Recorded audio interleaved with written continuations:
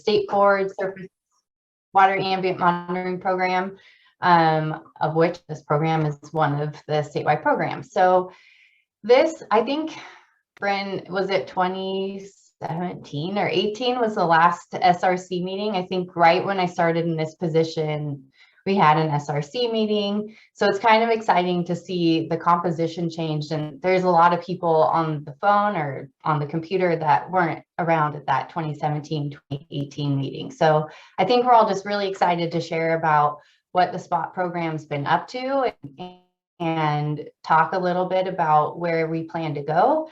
And hearing from you all on your thoughts as to what you think the program should be up to, what data is important to you, what data you're using, and how we might be able to kind of shift things around. So the gist of it, and I think Bryn has some awesome things to say and talk to us all about. Sounds like we want to keep this very open forum. So just kind of to echo what Bryn said earlier, feel free to unmute yourself and chat. If you have thoughts, comments, provocative things to say, let's hear it. So Brian, did we want to run through introductions or just get right into it? I don't know if that's going to take up too much time.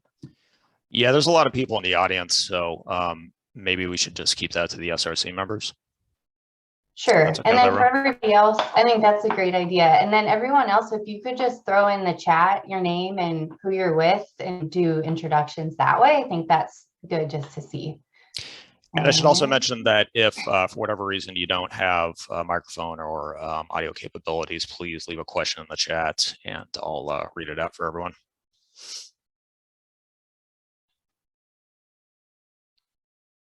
Kelly, why don't you start? You always pick on me. Well, you're like the first picture right there next to me, so I figured. Well, I'm always the first picture on my own thing, so I never know where I am in the order. That's how Zoom sets it up. So everybody's their first picture. Hi, I'm Kelly Moran. Am I now the longest serving SRC member? I believe you are. Oh, yeah. Wow, I feel old. Okay, I feel old. It's an absolute privilege to be here to support this program, and I'm really excited that we're getting back together and hopefully being able to give Bryn and the team as much support as we can today to help make this program. This is such an important program a success. So I'm Kelly Moran. I'm now with the San Francisco Estuary Institute. I'm a senior scientist in the Emerging Contaminants and Microplastics program.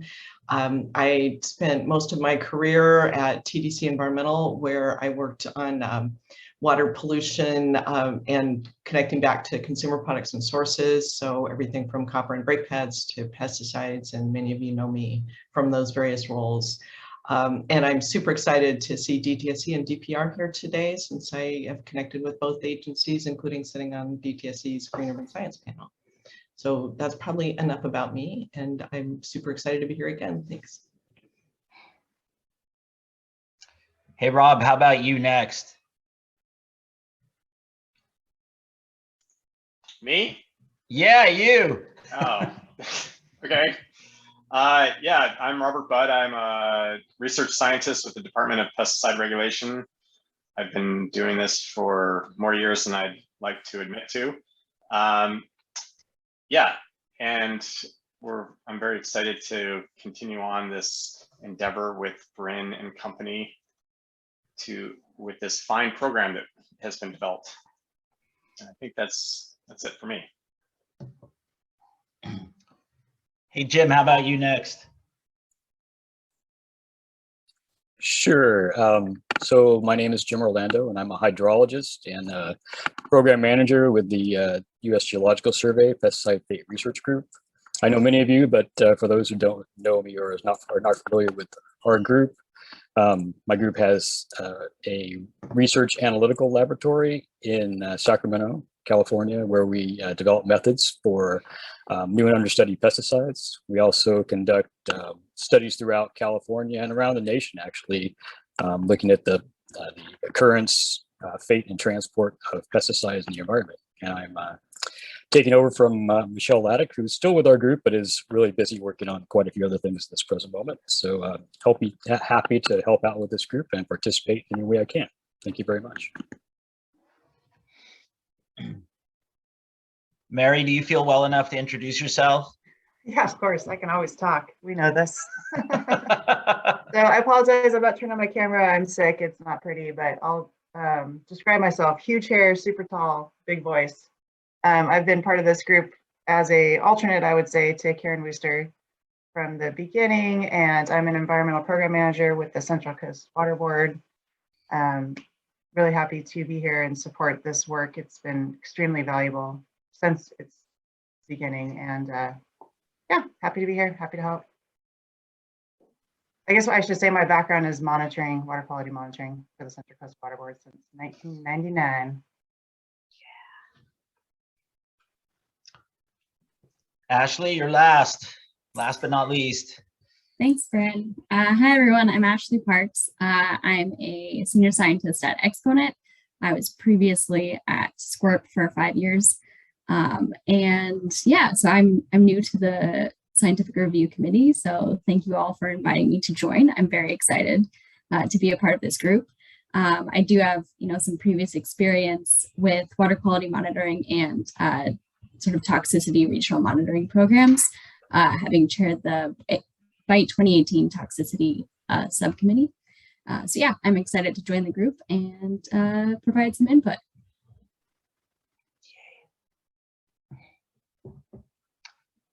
All right. So Brian, I want to share my screen and get this thing going with our presentation. Hopefully And that'll work for everybody. Should be able to. Yeah, everybody on the SRC is a co-host right now, so you should all be able to share your screen without issue. Let me make sure this can work.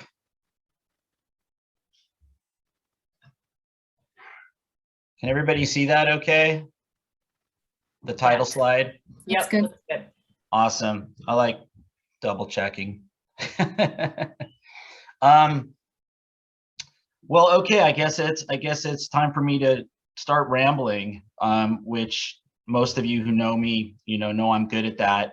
For those of you who don't know me, my name's Bryn Phillips. I'm been with the University of California, Davis Marine Pollution Studies Lab for 30 years, and we've been doing the Stream Pollution Trends program since 2008.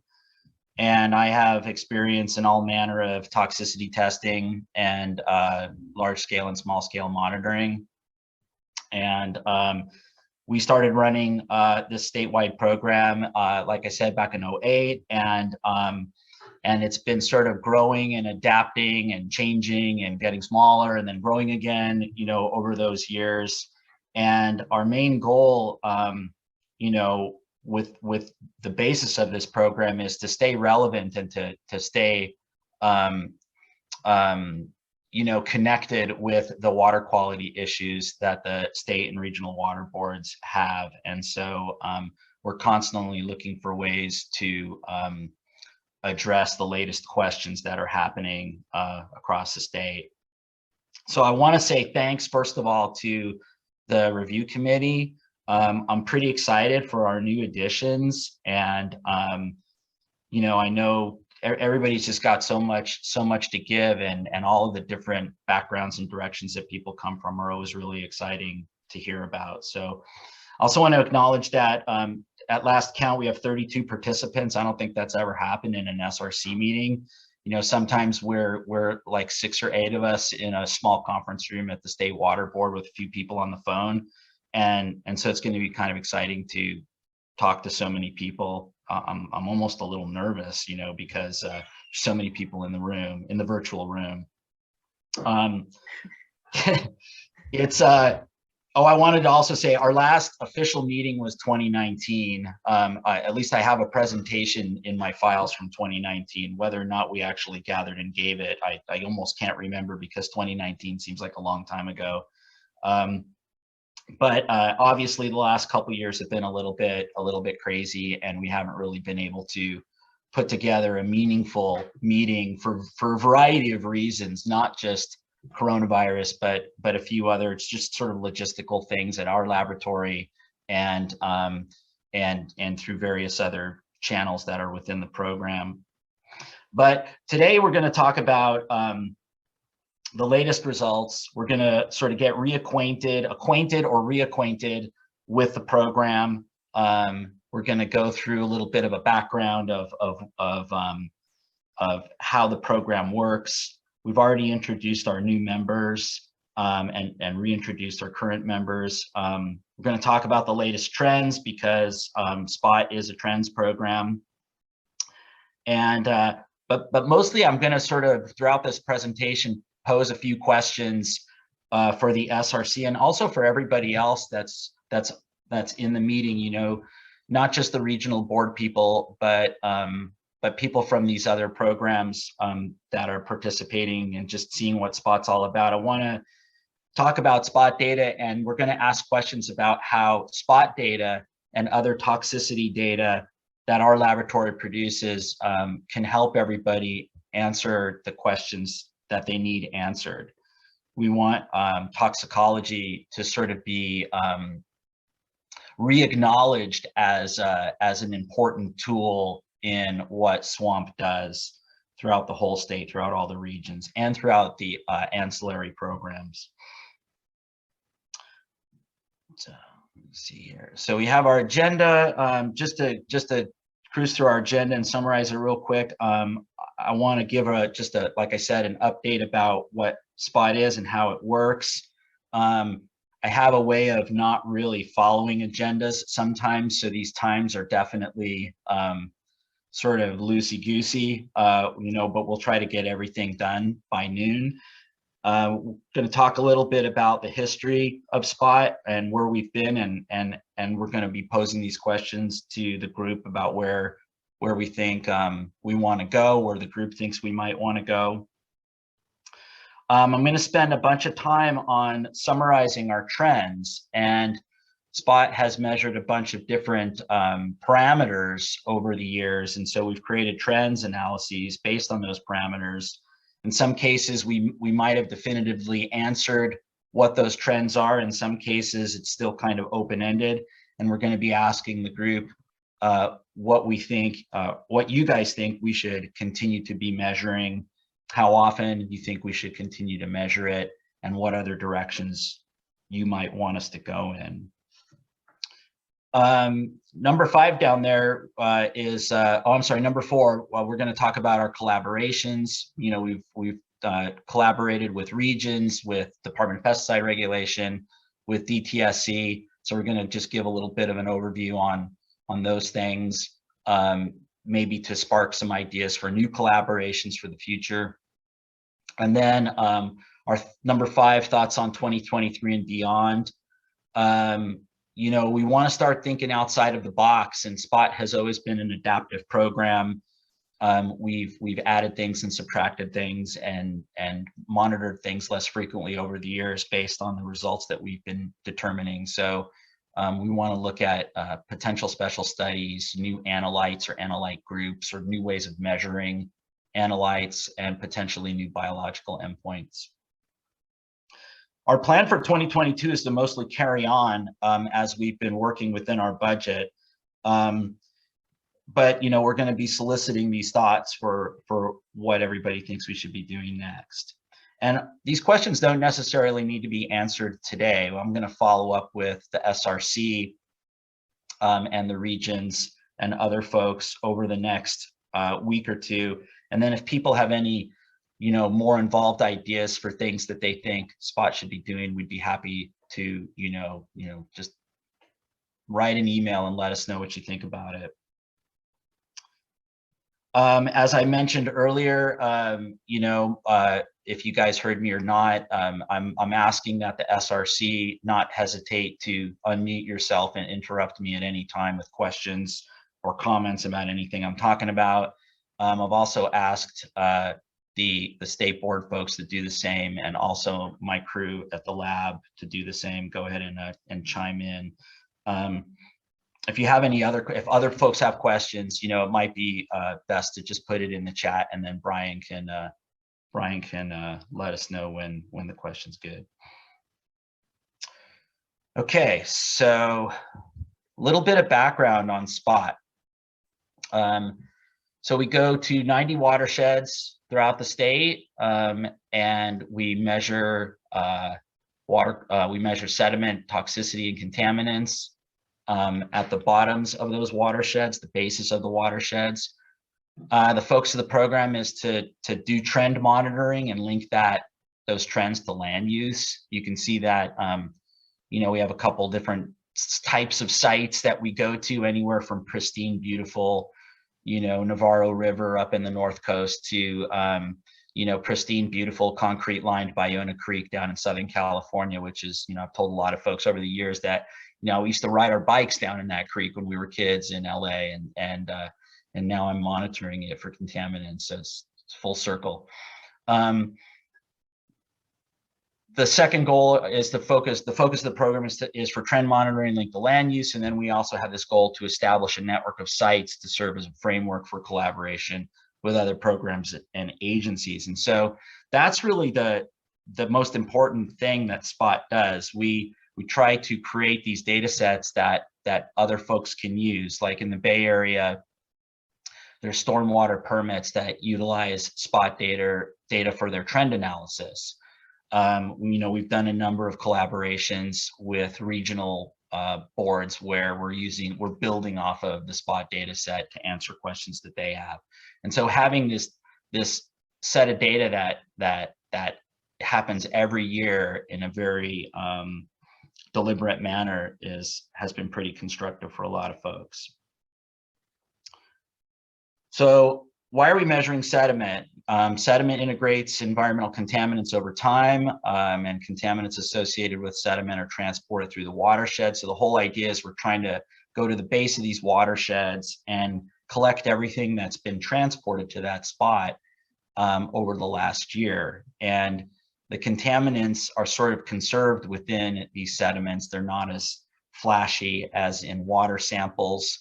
And it's almost like having a giant composite sampler. You know, we can go out there and we can get sediments from a variety of locations. On the left, that's the Tijuana River estuary, and on the far right, that's the Los Angeles River. So we have anything from these kind of wildly polluted estuaries, like down by the Mexican border, to, you know, these concrete lined channels that actually have quite a bit of sediment in them, and fine sediment.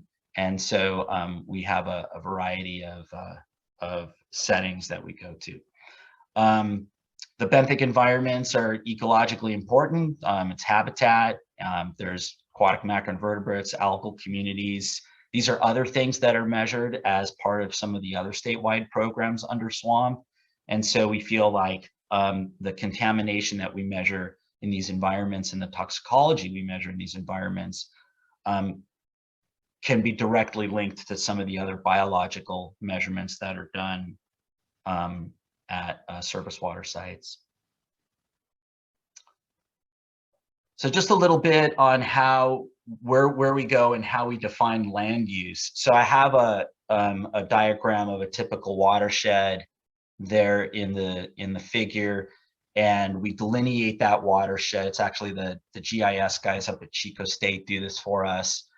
And that watershed gets delineated, and we can look at the land use using the National Land Cover Database within that watershed. They can put that GIS layer in there, and we can enumerate how much urban, agricultural land, and open land we have.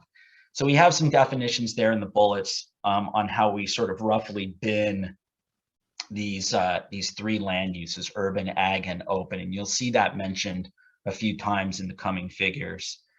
And we look at the land use particularly at that 5-kilometer radius. That sort of best reflects what's going on at the SPoT site, sort of that 5-kilometer distance.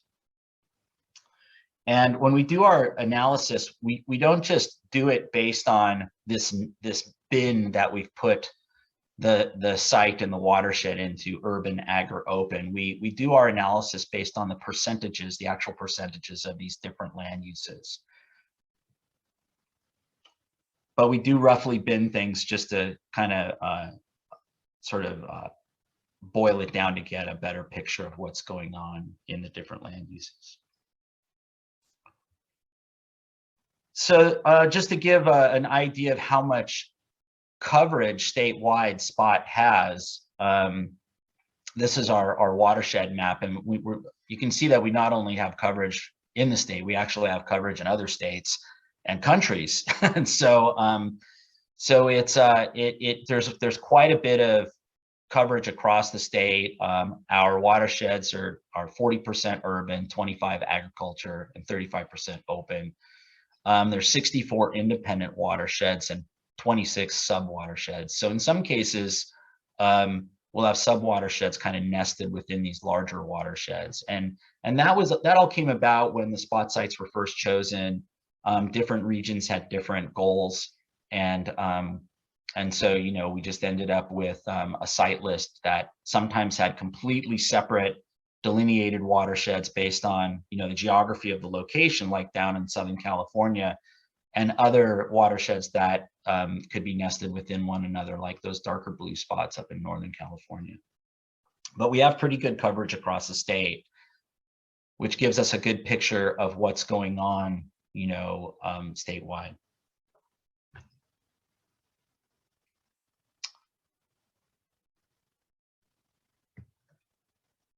So over the years, we've had a number of different numbers of sites. So starting in 2008, we had 92 sites. We immediately went to 23 sites in 2009, and we've been trying to maintain about 100 sites since then. The numbers of sites have changed over the years, mostly because of funding, but in some cases because of experimental design.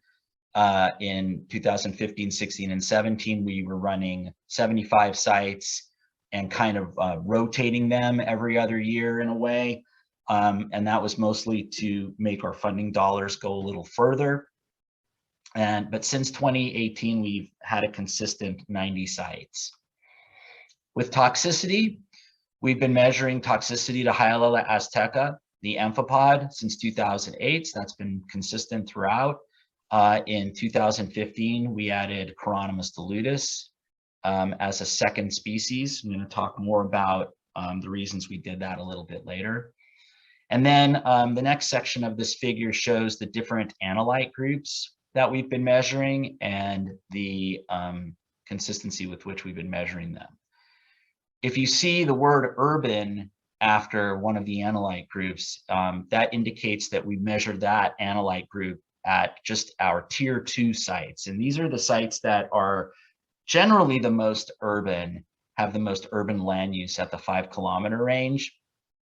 There's a few tier 2 sites in there that don't quite fall into that top 40 urban, but they're in tier 2 anyway for a few other reasons, few other questions that particular regions had. But they're generally the most urban sites throughout the state. So these analyte groups, they're part of it's kind of our master plan, you know, back in 2008, but they've changed, you know, much like the way we added Chironomus dilutus in 2015, we knew fipronil was an emerging urban pesticide, and we added that in 2013. And we also are looking at PFAS as of 2021.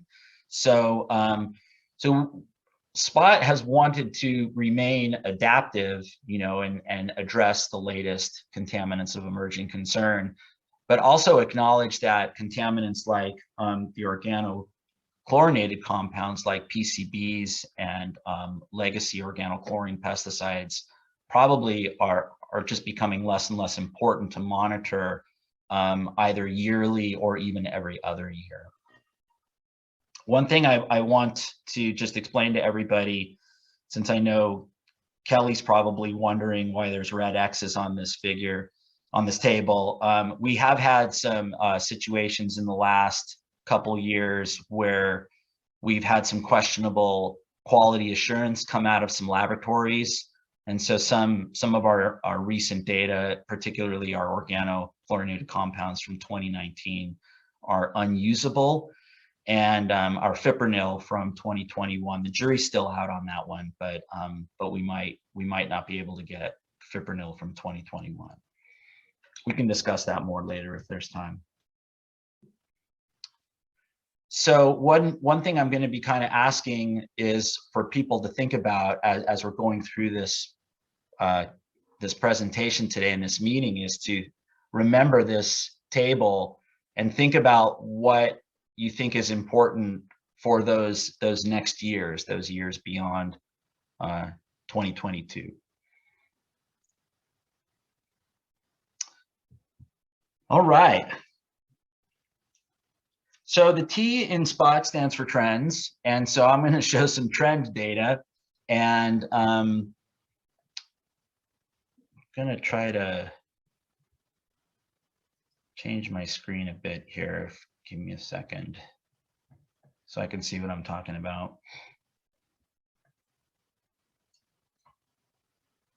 No.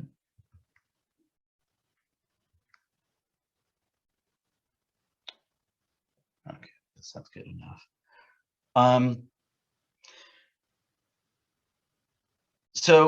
Trends are sort of an inevitable product of any monitoring program, at least any monitoring program I've been involved in.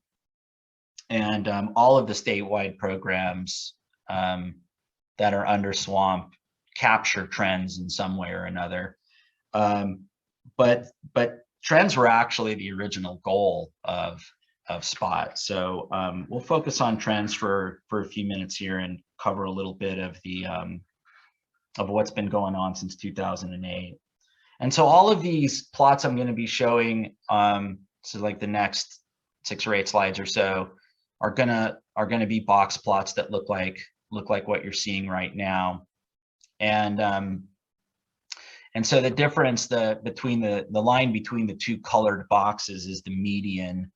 And then we calculate our trend, do our trend analysis based on the medians that we capture from the different parameters we're measuring. And so what you're looking at right here is high allela survival toxicity. And the toxicity or the information that you're seeing within the box plot is going to be the statewide information. And then on the right there, there's a little legend sort of box that says statewide, agricultural, open, urban. And that just lists whether or not there's a trend in the parameter we're looking at. And so the plot is of statewide, but I've also listed the trends for the particular land use categories. So hopefully that's clear to everybody. So because we're a toxicology lab, I always start with toxicology, and I like looking at toxicology because it captures everything. So no matter what analyte groups you're measuring, pyrethroids or other pesticides, metals, hydrocarbons, you know, if the sample's toxic, the animals will tell you that it's toxic. And the toxicity, causes of toxicity can change over time. There are sites that I've traveled to in Southern California that used to be toxic because of diazinon. Then they were toxic because of pyrethroids. And, you know, now we're seeing, you know, the influence of other pesticides like imidacloprid. So the amphipods are all just as dead, but the causes of those of the toxicity has changed over time. And you can change your analyte groups over time if you can keep up with it, but the animals will always tell you what's going on. So I like seeing these numbers. Unfortunately, we don't really see much in the way of trends in toxicity, at least for the high allela survival. Statewide and in all the land uses, there's no significant trends either increasing or increasing. You know, increasing survival would indicate less toxicity, but there is no significant trends in any of these. If you look at amphipod growth, in agriculture, you actually have a slightly decreasing trend in growth. And so that means we're getting slightly smaller amphipods growing in samples from agricultural watersheds, agriculturally influenced watersheds. I have a question mark after the word decreasing because my trending program gives me this output that says probably decreasing. So so it's sort of right on the edge of being, it's a significant decrease, but it's not quite as strong as a full decrease. So we have a little bit of decrease going on in our agricultural watersheds. Hey, Brian, can I ask a quick question? Yeah. What's the difference between no trend and stable? That's a good question. No trend. Like the way the coefficient works in the Mann-Kendall test, I think if it's like 50%, or if it's like 50, like a 50% output, like if it's right in the middle, it calls it stable, like it's just flat. And then no, it can be like slightly up or slightly down, but it's still not quite considered significant. So the output gives you no trend.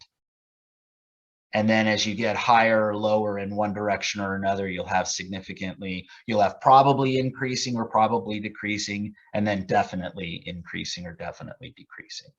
So stable's that flat line. Okay, thanks.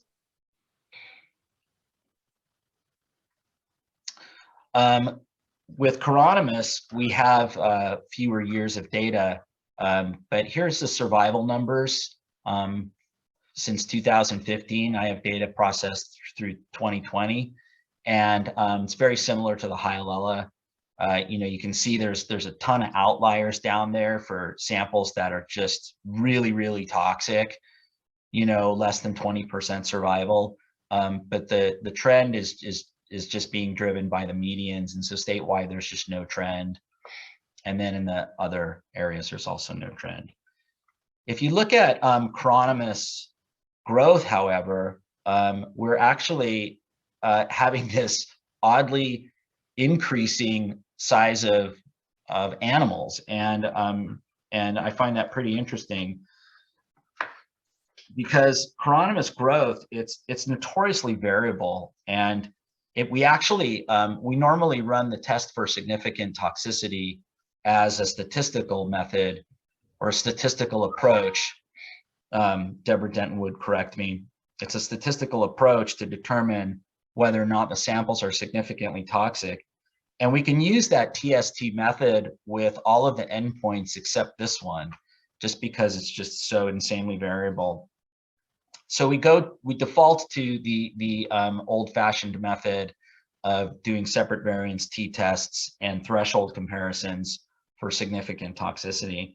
And it's interesting to note that statewide and then in agricultural and urban areas where actually our amphipod, or not our amphipods, our midges, our Chironomus midges are actually getting a little bit larger in size over time, which shows that there's a little bit less toxicity in those areas.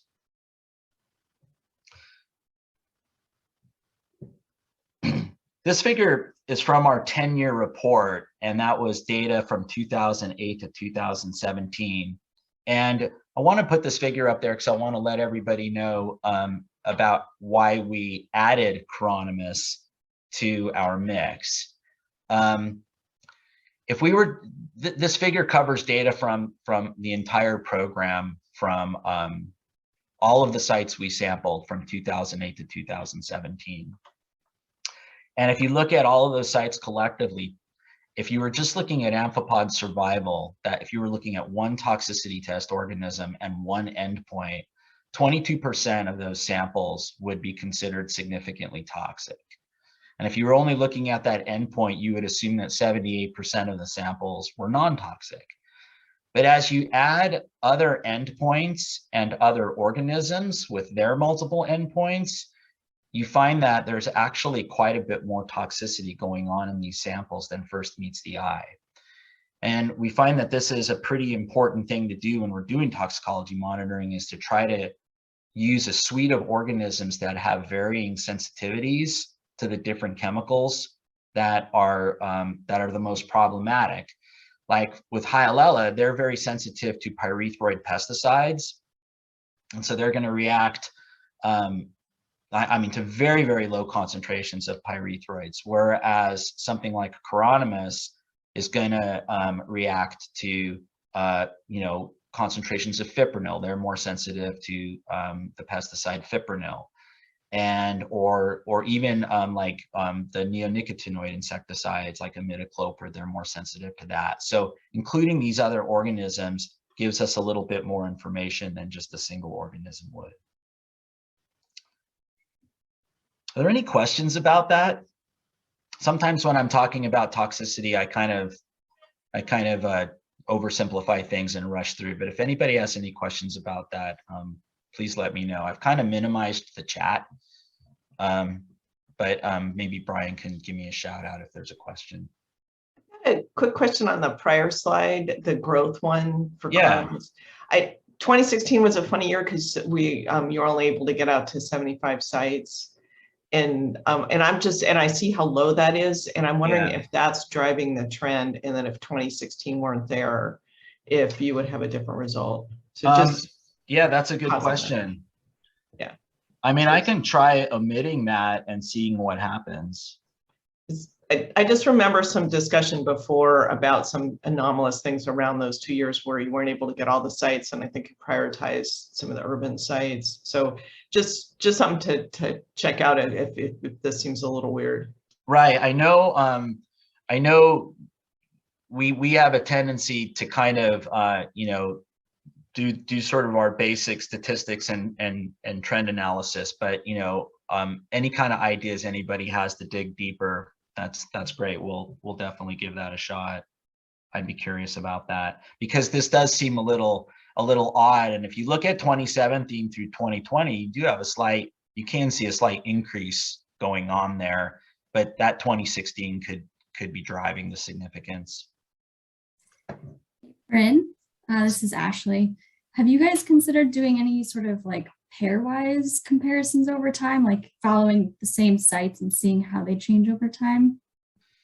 Yeah, we actually have, we do individual site trend analysis as part of that 2017 report, the 10-year report. We did individual site trend analysis, and so each region had their own section in the report with a trend analysis on every parameter we measured. So it gives sort of a little bit more individual analysis, but we don't really dig much deeper than that. I'm not sure, did I answer your question? Yeah, thanks. And Brent, I have one more question here for you. Sure. They ask, have you done any tests for developmental toxicity with zebrafish?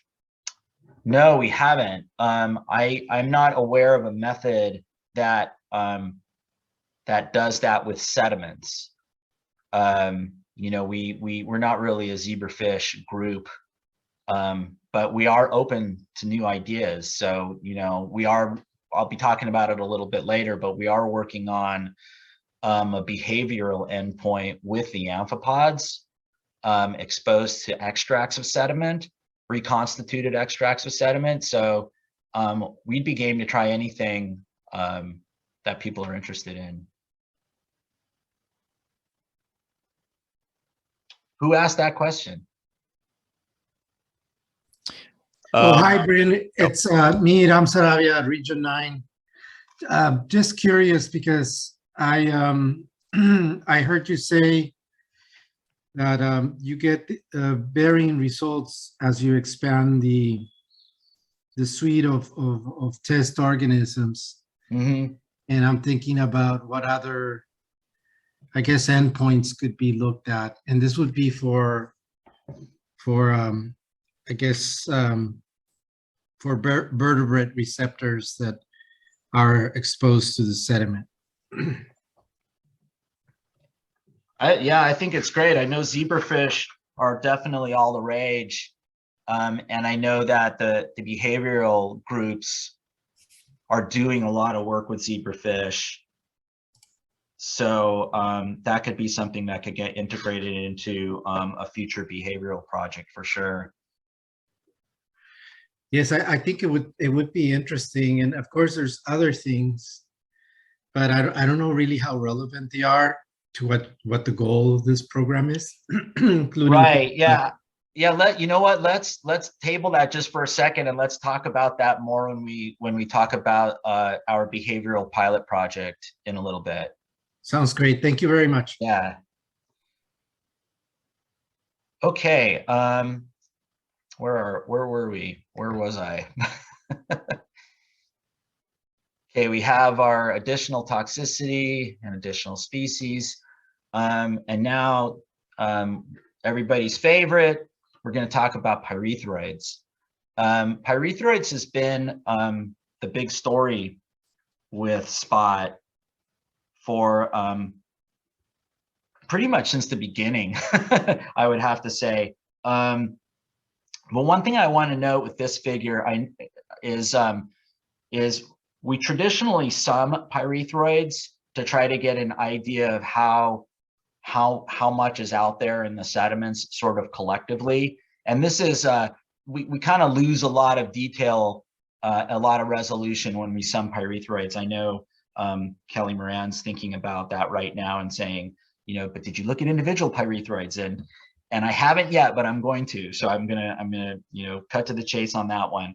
But we're sum pyrethroids, and in our 10-year report, we summed 8 pyrethroids to try to produce a figure that looks something like this. And for this particular figure, I was only able to sum 7 of the pyrethroid concentrations. We had to drop one out because some of the laboratories we've been working with over the last few years have not been able to analyze all of the pyrethroids that we're interested in. And so this is a sum of 7 individual compounds, you know, from 2008 to 2020. And there's a wide range of concentrations of pyrethroids. You can imagine that some sites just don't have any of these insecticides in their sediments, but other places have really, really high concentrations, collective concentrations. And if you look at this statewide, there's not really a trend of increase or decrease. It's just kind of messy. And in agriculture, it's actually stable. And then we would normally expect to see an increasing trend in urban, but we're not really seeing a trend there either. You know, we have seen increasing trends in urban in the past. A lot of these insecticides are used primarily in urban areas, or not primarily, but there's quite a bit of use in urban areas that's less regulated than agricultural areas. But we work with these pyrethroids and do calculations that give us toxic units. That's an interesting spelling of toxic over there on the y-axis. I'll take full responsibility for that. But we calculate toxic units as a way of determining the sort of the potential of the pyrethroid to cause the toxicity that we're observing in our laboratory organisms. And a toxic unit is just essentially the concentration of an individual compound that's measured in the sediment divided by its median lethal concentration, or LC50. So there's a bunch of published LC50s, so we can do the math and we can divide the concentrations, and then we can sum these units and we can get an idea for the potential for the sediment to cause toxicity to the organism based on pyrethroids. And so you'd expect 50% of the organisms to die at one toxic unit. That's essentially how toxic units work. But it varies in sediments because of bioavailability. Sometimes it takes several toxic units before you start to see mortality occur.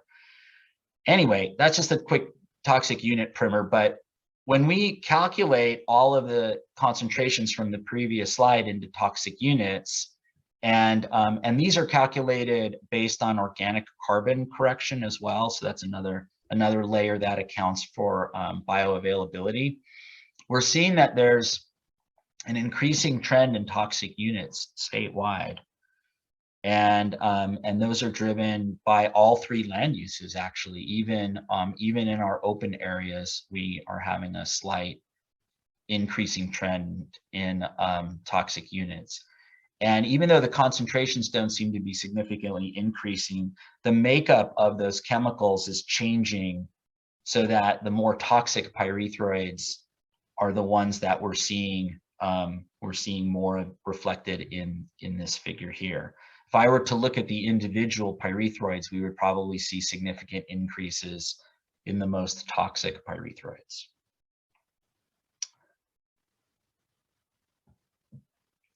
Hopefully that makes sense to everybody. We don't do toxic unit analysis with everything, but pyrethroids has been such a big topic in toxicology literature over the last 15 years or so, that all of these median lethal concentrations are available in the literature for us to do this math.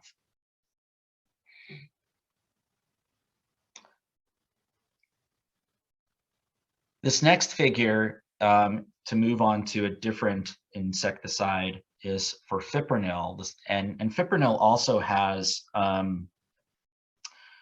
metabolites related to it. So it has breakdown products.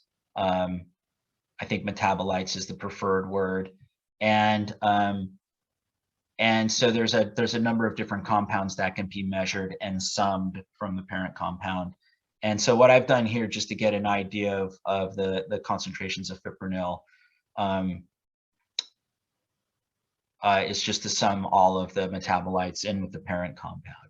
And so this is a stable trend. Fipronil is only measured in the tier 2 sites in the urban areas. I believe it's still not approved for agricultural use, and so we find that it's pretty stable, in these urban areas.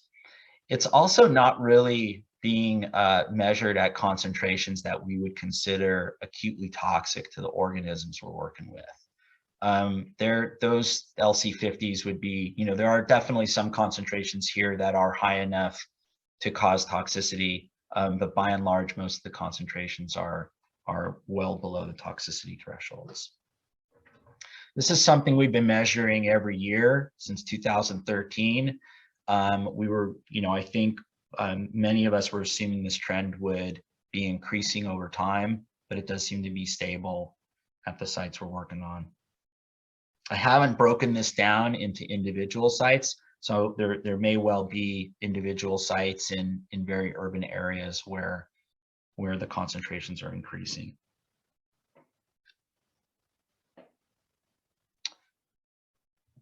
All right, PBDEs. This is another urban contaminant, flame retardants, and we're seeing a probable increase statewide. This has been a trend we've been seeing every year for at least the last 5 years or so. You can kind of see in the box plots there around 13, 14, 15, 16, those numbers are going up. We're seeing it appear to decline since 2016, but we do still have a significant increasing trend.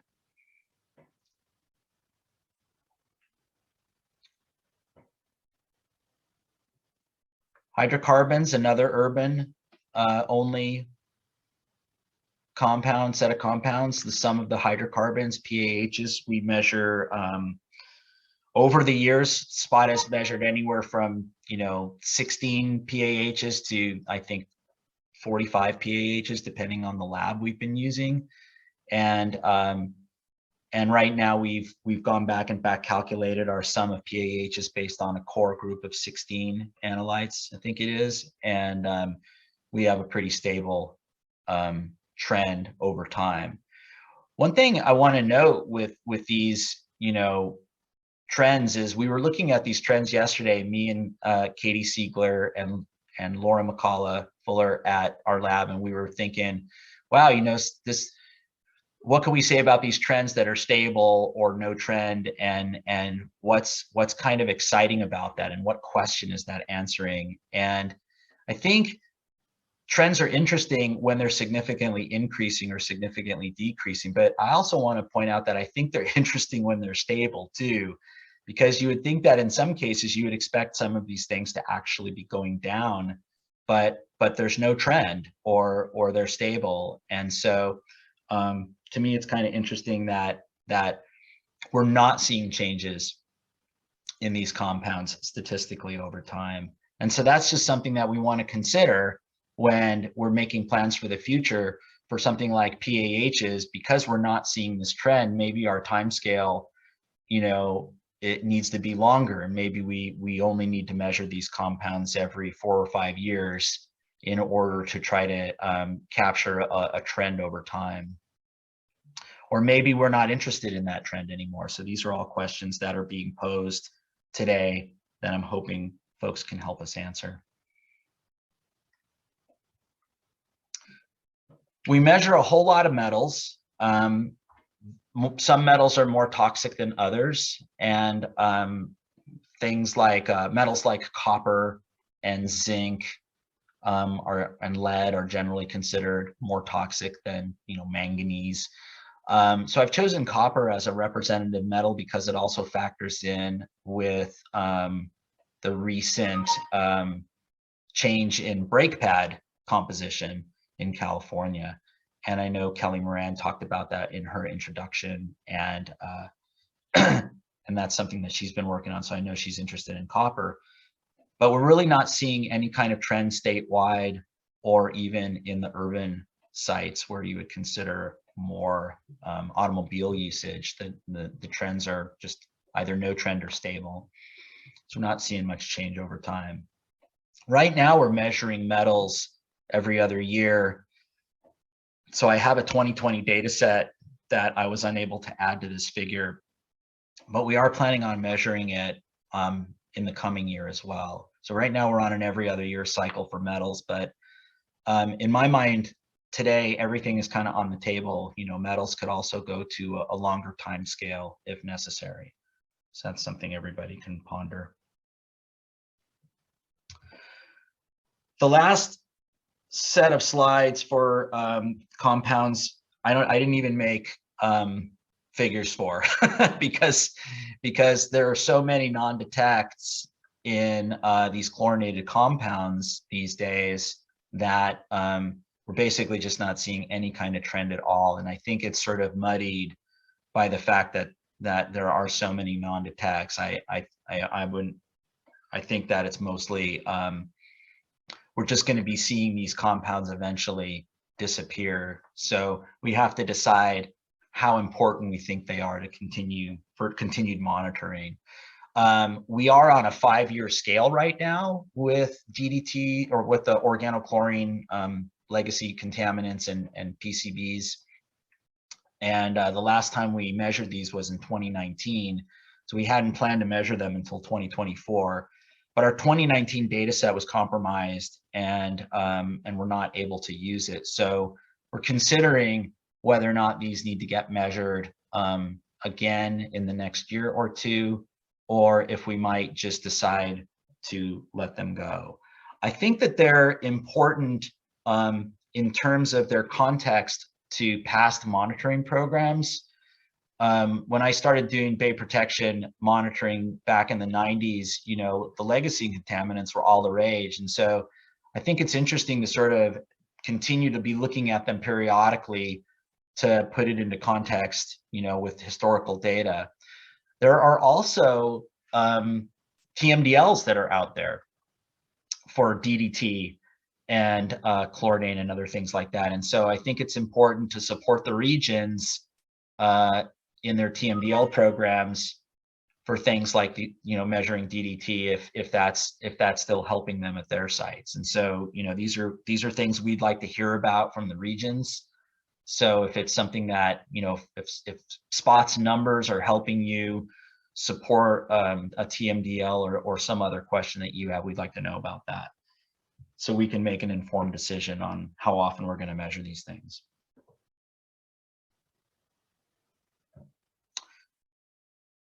So I only have 1 year of PFAS data, so I just threw those data in a table so that everybody could look at it and mull it over. And so, PFAS we know is a collective term for a lot of fluorinated carbon or fluorinated compounds. And so we have, we analyzed 38 PFAS compounds last year. And these analyses were only conducted at the tier 2 sites. So those are the urban sites again. And I have 16 sites listed here that had at least one detection of at least one of these 7 compounds. So this is pretty much all the detections from our efforts last year. And the most commonly detected one was PFDA. And my understanding, I'm not a PFAS expert. I've hired one of those, and she's going to be starting at our lab in a couple of weeks. So we're pretty excited about that. And so I'm hoping, you know, she can put some of these data into context for us, but you guys can take a look at this data and see how it resonates with you. I know that these compounds are generally not considered acutely toxic, but, you know, can cause damage in other ways. And so we want to establish measurements of these compounds in sediments as a way to look at whether or not they're going to be increasing or decreasing over time. And this is our baseline data set. So we think this is important to keep measuring. PFAS is definitely heavy in the literature right now. And, you know, at the recent CTAC meeting, the Society of Environmental Toxicology and Chemistry, there were lots of PFAS talks, a lot of PFAS topics. So I think this is important to keep an eye on in sediments in California. Whether or not we continue to just leave it in the urban sediments or expand it to some of the other land uses, you know, remains to be seen. But this is what we have so far. Is there anybody here that is a PFAS person that could provide insight to the group as to what these numbers look like? I mean, are they high? Are they low? Are they? I see some people on the list. If you don't speak up, I'm going to call on you. Now that's the SRC spirit. Wendy, like I'm talking into a Erica, anybody want to chime in on these numbers? Thanks, Tessa. There's another person on this call that knows even more than I do. Oh, well, feel free to call them. Yeah. Anyway, there she is.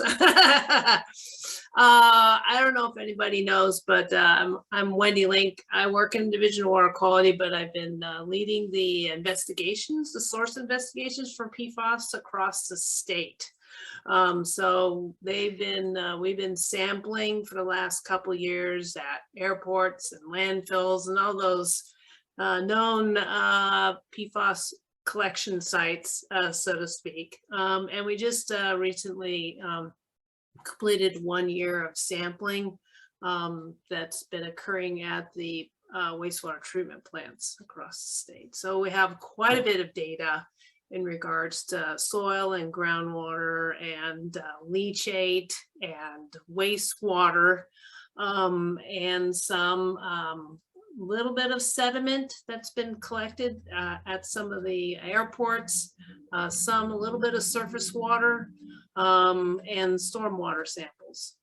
So in relative, I can't probably, it's great to see that you're analyzing 38 compounds. That's great. And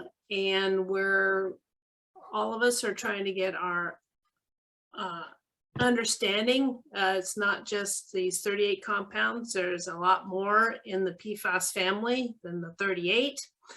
And so we're doing a lot of research on our side within Division of Drinking Water and Division of Water Quality, and trying to using non-target analysis to try to understand what that difference is.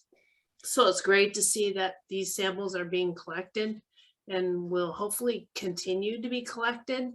We also know the behavior of PFAS can be different between sediment and surface water. Quite a bit of difference. And so Brian, once you get your PFAS expert on board, she'll probably talk to you about that. So, but otherwise these concentrations don't look that elevated in comparison to other numbers I've seen. So I'll pass it off to Erica. Yeah, I think definitely they're not as high as we might see in some of our other investigative studies, but I guess I just quickly pulled up, we have a couple of toxicity threshold values compiled from various sources in the literature. And so I just pulled up one for the Norman database for PFAS, and the reference value that's for sediment and freshwater is 0.012. So those numbers for PFAS look really elevated in the places where it's being detected. And I guess I also am curious about your detection limit for PFAS in sediment, and wondering if like we're able, I know that's a really low number and that may be challenging to meet analytically, but it's just something that's worth double checking across the board. Yeah. Just because it's detected doesn't mean that's all we needed to know. If it's, you know, if the detection limit was like 1.5, we would still be quite a ways off from being able to characterize whether or not it might be of concern in other places. And I think when you see it elevated in sediment, it's not like unreasonable to believe that it's likely also going to be elevated in certain aquatic species in that particular environment, particularly like, you know, things, species at the top of the food chain. And so, you know, I know it's gotten better over time. PFAS has been, voluntarily discontinued and essentially banned from use via TSCA, you know, since 2003. But, we're still seeing it at relatively elevated concentrations. So it's, I thought your comment about, you know, monitoring for PCBs and understanding what happens with those over time was really, it's right on with, you know, because being able to, you know, PFAS is basically like it's becoming a legacy. It's our generation's PCB. Yeah, it's our generation's PCB. It's not going to go away. It's going to, you know, our strategy right now, once it's out in the environment, might be wait for it to get buried because it was discontinued. And then the big question is like, what replaced it specifically? And we know that's a huge laundry list. And some of those may or may not be equally bioaccumulative, but we're not seeing them. So like, I'm kind of curious, did your analysis include like a sufficient suite of per and polyfluoroalkyl ethers? Did it? And then I'm also, and I'm guessing no, because our analytical detection methods don't, you know, only include HFPO, DA, and ADONA, and you know, we don't look at the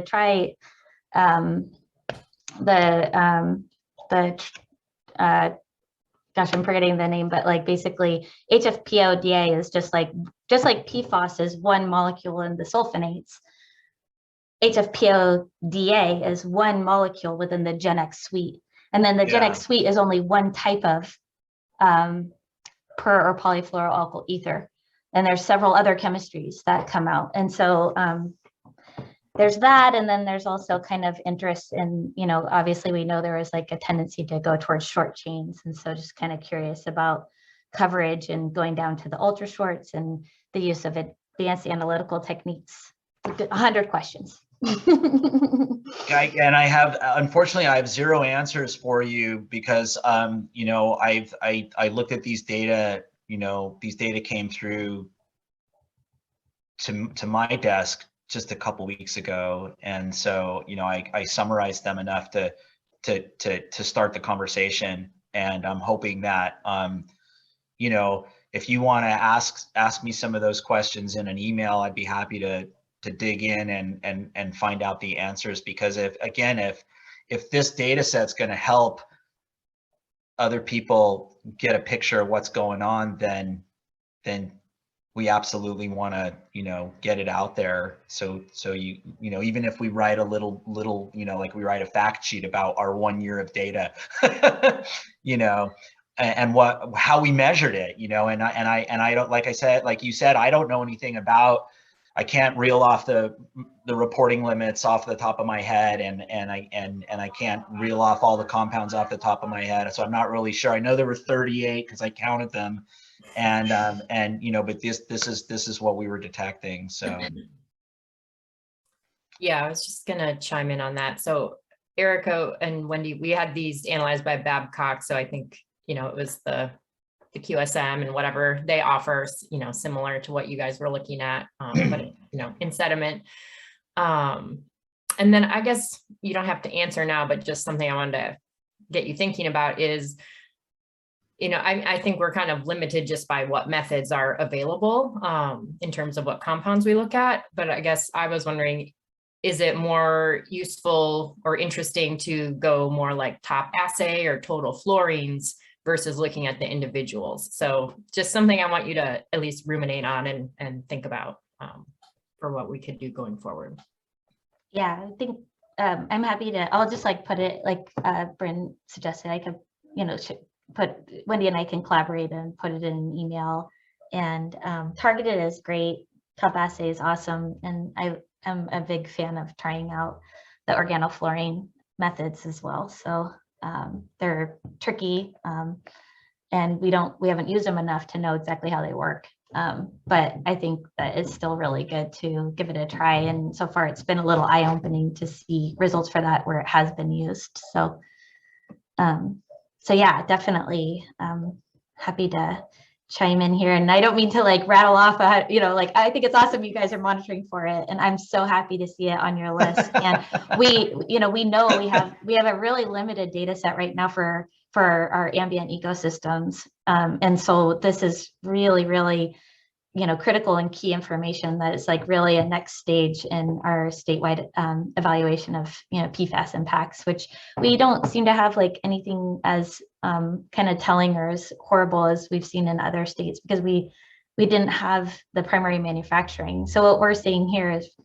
know, there's other places that are, you know, their sediment values would have probably a much larger range than what we're seeing here. So I think, you know, we have, we're not, you know, it's really just like that, like initial reaction of like wanting to know more that gets me all fired up. I just wanted to add to Erica, you know, now we've kind of taken this step where we initially were trying to find presence or absence. Well, you have it present. So now we need to take that next step. And that's where we are. And maybe what we can do, at least what we're hoping to do this year with the help of EPA, that we can actually help in regards to forming what kind of mixtures that we may be seeing, you know, in certain environments, and then can help move your program forward in regards to ways in order to kind of understand those mixtures as well. But I think this could be the point in time where sometimes I think for these suite of chemicals, that 38 is great, but there is a much larger, most likely a much larger concoction out there, so to speak, that we all need to get our arms around. And so that's where we are that's where we are right now in regards to what Eric and I are doing with drinking water and groundwater and such. So maybe we just keep in communication and we can provide you some of the results that we're doing with EPA in order to kind of figure that out across the state. All right. And hey, this is Kelly. I just want to, I know we have no expertise compared to Wendy and Erica, but I did want to note a couple things. One, you know, really support the recommendation to add the top assay in addition to some targeted PFAS because there's so much degradation going on. So basically you're forming things in the environment that weren't there to start with. And the top assay helps figure that out. We're getting real mixed feedback on the the fluorine, so the various total fluorines and total organic fluorine ones. So I'm interested in the take from the state water board staff.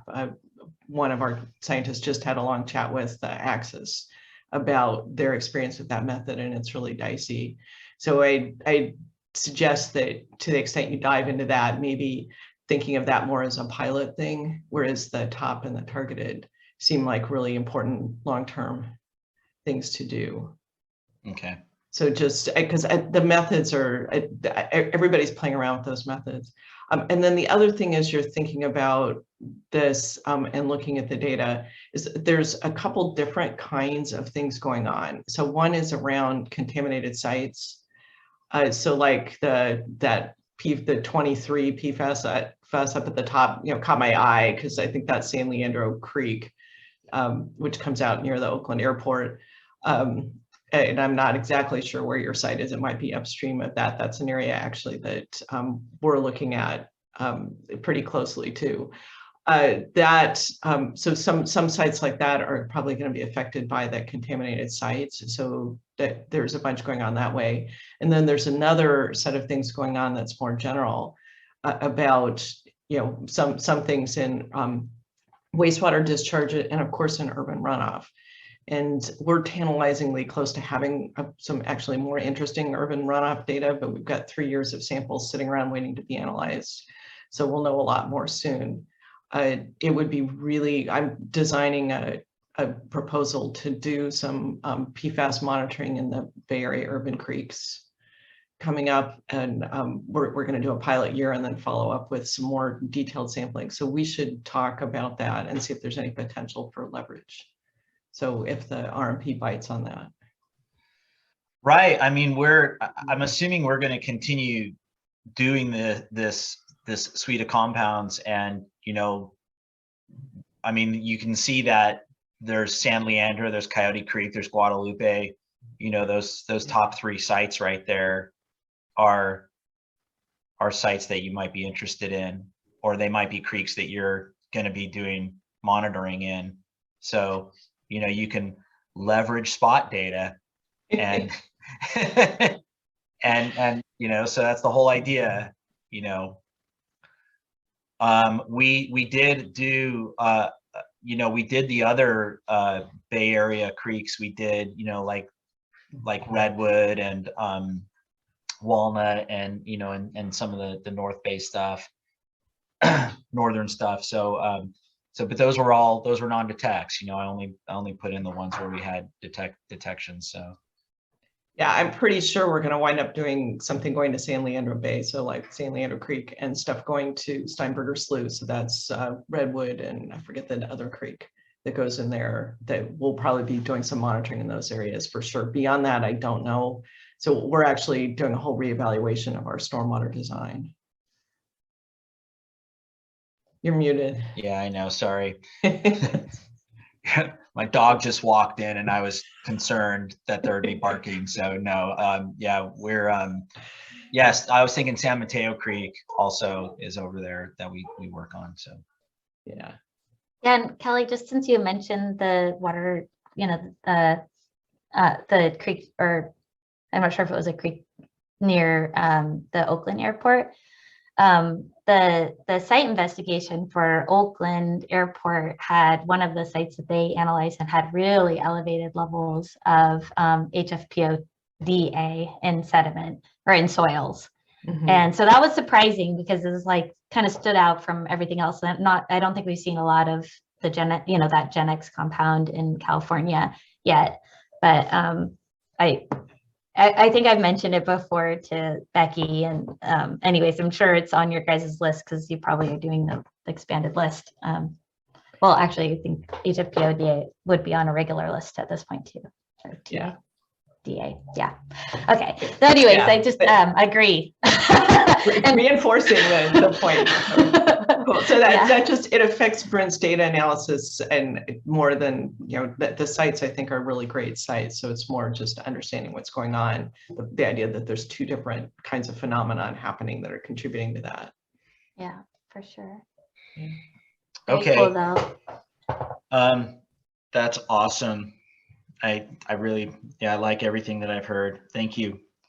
I know that Brian Ogg had somewhere in this agenda had put time for a break. And I was thinking just logistically with the slides that now might be a good time to do that. Yeah, whatever works for you. Okay, I had written it in for 10:30, but okay. Do you want input here at another time about some of the trend and sampling frequencies? Are we going to talk about that later? We'll touch on that again before we're done, and I have a slide for that a little bit further down. The next few slides are just going to talk about you know, just things we're working on and things we've done, and then a little bit about data communication, and then we'll go into some of that. But why don't we take a few minutes right here, Brian, and then we can. Do you want to come back at 10:30? yeah, since we're running a little late, how about if we keep it at a 10-minute break? That works for everyone. Yeah. Okay. Sounds good. Thank you. See you then.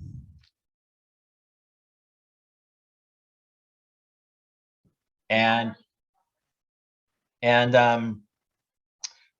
This project is going to look at 30 samples, and we're going to do non-targeted analysis on these 30 samples.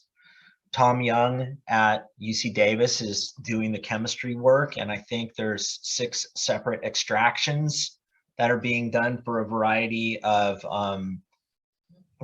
compounds. And we haven't seen any of those data yet. That's kind of all just beginning right now. And then we're going to take the extracts of those 30 samples and we're going to reconstitute them, kind of like a toxicity identification evaluation, and create exposures for the amphipods and look at sublethal effects. And so this is a figure. This figure is mostly here just to, you know, give us something to stare at while I talk about it. But this figure tracks the video analysis of the amphipod movement during some light-dark cycles.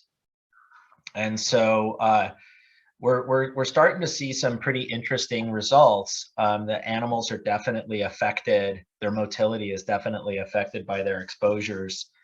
And so we're looking at some really, really low concentrations of these solvent extracts, 10% and under. And so it gives us a little bit of an indication of how the sediments, the compounds in the sediments are affecting the animals in a sublethal manner. And hopefully when we're all done with this, we'll be able to have, you know, these non-targeted analyses. We'll have our behavioral endpoint. We'll have our standard toxicity test organism data and our standard set of analytes that we've measured at these sites. And we'll be able to kind of mix all of those things together and see how they relate to one another. And this is a question, the question that we're asking here is, can these sublethal endpoints, can these types of other biological endpoints be used in a routine manner? And I mentioned attending the recent CTAC conference, and there were a number of talks about behavioral endpoints, and the tricky part with these things is how they get integrated into large-scale monitoring and how they get integrated into policy and regulation. So right now, a lot of the policy that we look at is based on concentrations of particular compounds or dead amphipods, you know, or measurements of toxicity. And so it'll be interesting to see if these types of things can get integrated into something like that, or if it brings more information to the game when we're trying to understand what's going on. Jim, I see your hands up. Why don't you go ahead? Hey, Brenna, maybe I missed it. Were these samples environmental samples that showed some initial toxicity, or are these laboratory prepared samples? That's a great question. These are actually 30 SPoT samples that showed a whole range of environmental toxicity from, you know, Bouquet Canyon Creek in Southern California, which has the highest pesticide concentrations in the state, to some essentially non-toxic sites from some of the open land use areas. And so we have a whole range. We're actually finding that it's very, very difficult, that the really toxic sites, the ones that kill the amphipods, we're testing them at such extremely low concentrations of solvent extract that it's almost, we're not really sure if it's even going to give us any information. So it'll be interesting to see what the non-targeted analysis shows us on all of these things. And I know I heard somebody talk about you know, doing the non-targeted analysis in relation to something like capturing, you know, PFAS concentrations. Again, I'm not a non-targeted analysis expert either, but I know some of them, and so we're very interested in how something like non-targeted analysis could be used in a more routine manner for a program like SPoT. And so we're using this pilot project to begin exploring that.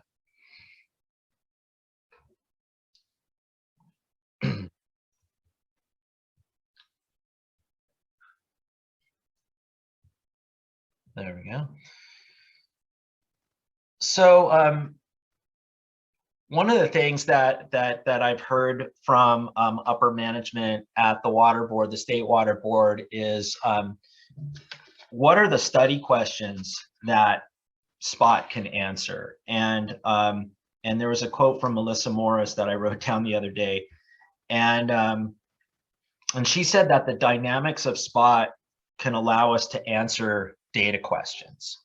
And so I thought that was a pretty succinct way of saying it. And so I was thinking back to some of these data questions or study questions that SPoT has helped answer. And so I wrote down a few examples of things that we've done very recently that relate to SPoT. And so, you know, recently I was contacted by Chad Laughlin at Region 9, who was asking about the, you know, contaminants in fine-grained sediments versus coarse-grained sediments. SPoT seeks to collect the finest grained sediments it can. And so how important is it to collect fine-grained sediments for analysis, you know, if you're doing toxicity testing or chemical analysis? And so this was something where we took data from region 4, 5, and 9. I think it's about 20 sites, and we just looked at relationships between contaminants in those sediments and their various grain sizes. You know, we're looking for greater than 50% fines, but oftentimes you come to a site and it's just sand. So, you know, are you going to collect that sand and analyze it, or are you going to bypass that data point? So, so we wrote a short report about that, and I just want to let Chad know I'm in the process of inserting the photographs right now, and you should be getting it really soon. Sorry for the delay.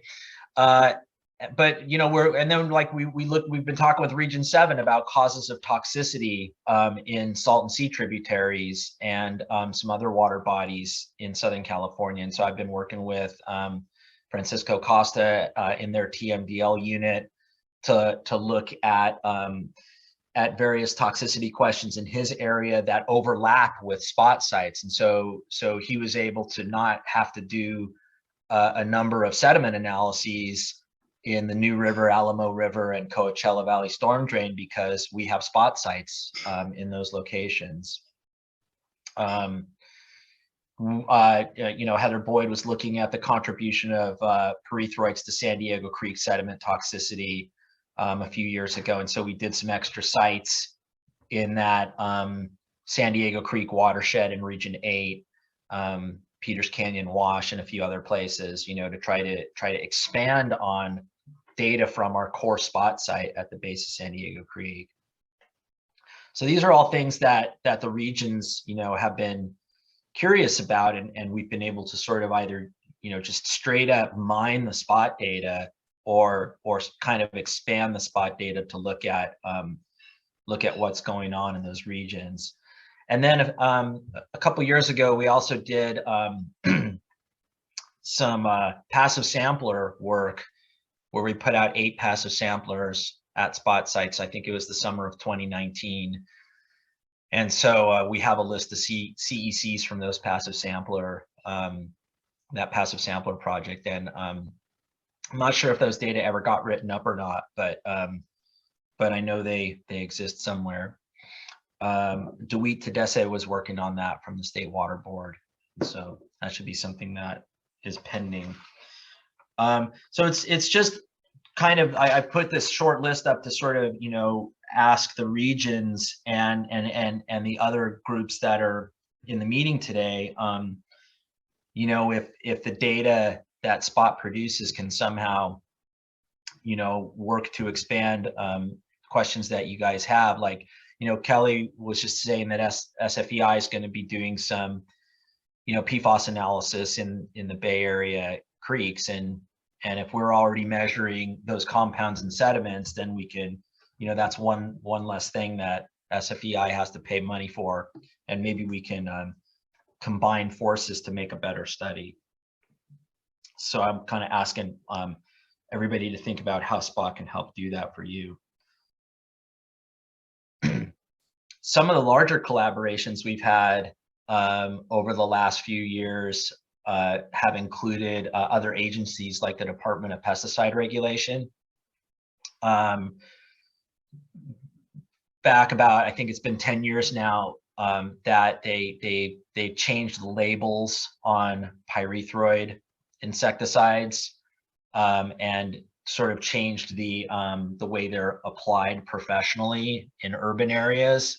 And so we expanded the number of sites we did per year at a couple of urban sites, and included a couple of DPR urban sites to try to look at whether or not those changes were making a difference in pyrethroid concentrations and toxicity at those sites. And we pretty much answered that question pretty solidly, but we're sort of continuing to go to the two DPR sites every year, just to sort of follow it through a little bit longer. We may or may not continue that in the coming years. We've also been conducting water toxicity tests, even though SPoT is a sediment toxicity program. You know, a surplus of funding a couple years ago gave us the opportunity to do water toxicity tests at SPoT sites, which are also DPR surface water monitoring sites, both urban and agricultural sites. And so that's going to end this year, but we've been able to get 3 years worth of additional water toxicity tests for DPR. So that's been another really good collaboration with those guys. And then in related, you know, toxicology and contaminants program work, Region 3 has gone ahead and funded us to do additional water toxicity testing at DPR surface water sites that are in agricultural areas as part of their agricultural surface water monitoring program. So we're not sure if that's going to be ongoing or not. We'll have to see if Region 3 has the funding to continue that. But these are all things that have kind of branched off of SPoT, you know, in the last few years with the Department of Pesticide Regulation. That strange bit of extra funding that we had that kind of got us going on some of these collaborations also helped fund some work we did for DTSC. We were able to go out and collect water samples for some extra chemicals that they were interested in knowing about, and both in sediment and water actually, but we focused on some water samples. So that data set is being analyzed by Ann Cooper Doherty and company, and they're working on you know, deciding how significant those concentrations are. So these are the kinds of things that SPoT can help us do. We're going to these 90 sites every year, and if there's questions of, you know, presence or absence, or you know, the beginnings of a trend, or you know, even some other like bigger questions, you know, that might be related to things like you know, like climate change or something like that. If there's anything that we can go out and measure that that would help answer some of these questions, we're already going out there, so it's pretty easy for us to grab an extra sample or take an extra observation.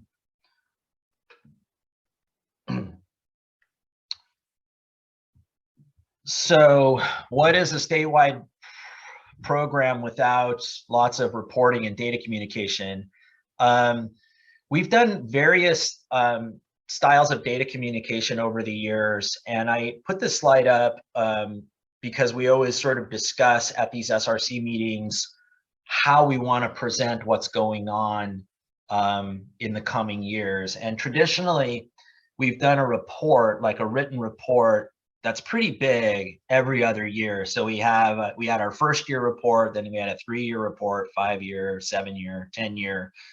And we're in this area now where we're trying to think more in terms of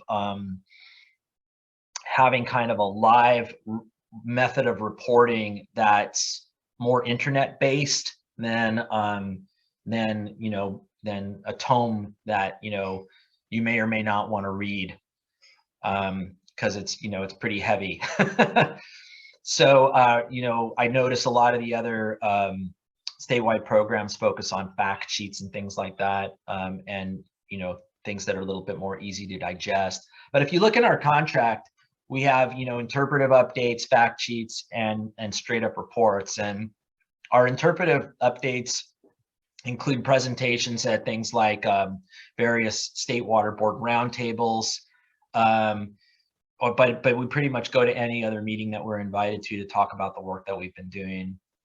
We've been doing a yearly fact sheet to update the water quality status report, which is presented at a meeting every summer. And then we're hoping to continue our basic reporting of the trends and other milestones, like our first set of PFAS data.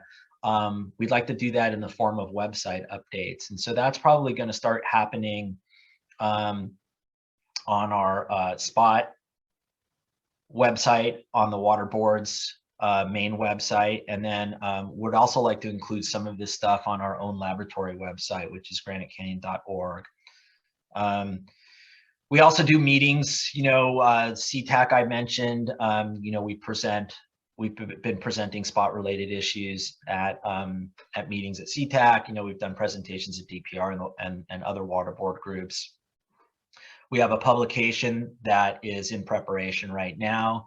And hopefully we can get that submitted, sometime this year. That sort of tells the pyrethroid story that I alluded to a little bit earlier in a little bit more detail. And then, of course, I've already mentioned the web presence.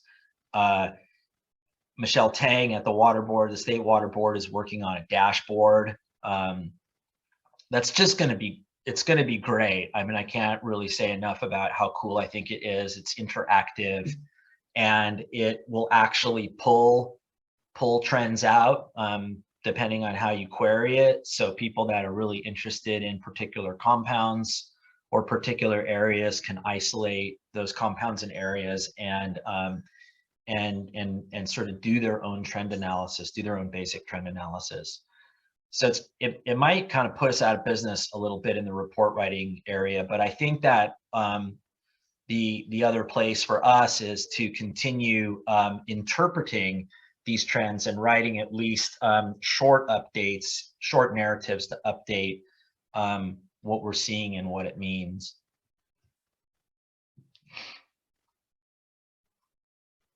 So moving forward,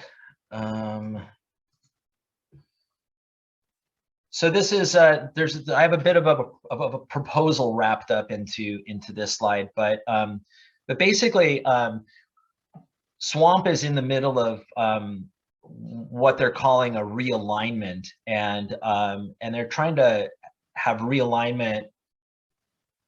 I'm not sure if I worded that correctly now that I'm rereading it, but realignment goals are to make programs like SPoT align with state and regional board goals. And so this is a way of kind of getting the statewide programs to sort of align with what the board goals are. And I'm sure Ali or Tessa could speak in better detail about that. But the way I look at it is, SPoT's going to continue to function as a trend monitoring program. We think it's important that continues. As I mentioned, all of the statewide programs create trends of a particular sort. But we're going to propose to do that as part of a larger statewide toxicology and contaminants program. This is in the proposal phase right now, and they're kind of mulling it over at the state board as to whether or not it sounds like it's going to be a go. So it's sort of tentative, but it's much like the bioassessment program. They have their perennial streams, program within that bioassessment program, and so we're proposing to sort of have SPoT within a larger toxicology and contaminants program. I've found that some folks at the Waterboards haven't really been able to discern the difference between toxicology testing or aquatic toxicity testing and SPoT. That we were thinking that maybe these are the same thing, but they're actually kind of different. We actually do a lot of toxicology testing for the different regions that is not directly related to SPoT. So we want to make sure that those things are seen as differences. But SPoT's going to continue with its trends program, and we definitely want to figure out how often we should measure things and what we should be measuring, in order to, keep up our robust trend analysis. And so that's our main question to everybody for SPoT is, what should we continue to measure? How often should we measure it for this good trend analysis? We want to know what we should add. Are there things that are interesting right now that maybe we're missing out on that could be something that we could be picking up on? This might be a question for the contaminants of emerging concern group or DTSC. Are there things that SPoT should be trying to pick up to answer some of the questions that you guys have, for areas you're interested in? We want to do things that are going to answer questions for the state and regional boards. So what are these questions? What state and regional board questions can SPoT's network of sites and set of measurements answer? And lastly, what state and regional board questions can this sort of larger toxicology and contaminants program address? So these are things that I'm going to I'll follow up with people, in the next couple of weeks, but I'd like to kind of open it up now for a discussion just to see what folks are thinking. And, we can scroll back to the slides of the trends and talk about them in more detail. But, whoever wants to take the lead on that, go ahead and we'll start talking about it. And just to chime in real quick here too, we're totally open to all the things. So feel free, if you have an idea, let's hear it, and then we'll see what we can do as a program. But I think Bryn said it really well, that the focus right now is to make program adaptations and try to align better with what program needs are, whether that's a statewide or state board program, regional program outside of the water boards. We want to make sure that the data that we are generating continues to be useful to you all. So opening it up, let's hear it. I'll just add a little too. So yeah, we're definitely, open to all your ideas to make sure these data are useful to people. And I guess I'll just also mention, we do have like a very fixed budget for this work. And so like some of these regional projects that Bryn has mentioned, those have actually come from like separate pots of money that the region contributed.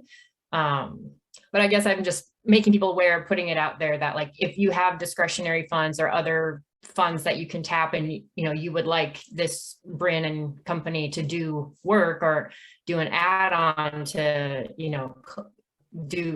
do a new analyte at that site that they're already going to, that's a great, leveraging of, they're already going out to 90 sites.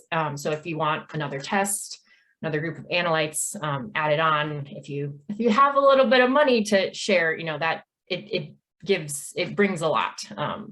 Since the field collection is really a huge expense of the program. And then I noticed Ann Cooper from DTSC, she actually had to leave early, but she did send me a message earlier letting me know that she was gonna leave and saying that she wanted to talk about quaternary ammonium compounds as something that we tried to collect data for once, but it was kind of difficult, but that it's a recent addition to the DTSC, like I forget the term, Kelly or someone can tell me, but they're potential contaminants that they could regulate. There's a real term for it, but she had interest in the quacks, if that's what people call them, that, she just wanted to bring up, and we can follow up with her more too after today. Excellent. I see Jason Freshwater, if you has got a hand, you could go first, Jason.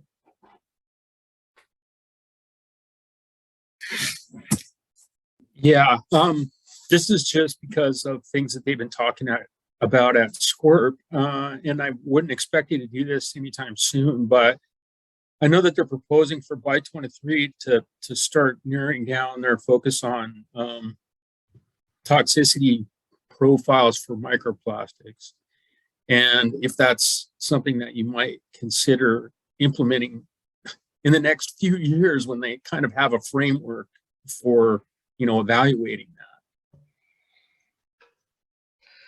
that. Definitely, we're actually our contract is actually helping a UC Riverside researcher. We're managing his contract through our contract, Andrew Gray, and he's doing some microplastics work in some SPoT sediments. And so we were able to give him, I think it was a half a dozen sediments from last year's sampling effort. And so we're actually starting to get, measurements. I don't know how crude they are of microplastics in sediments.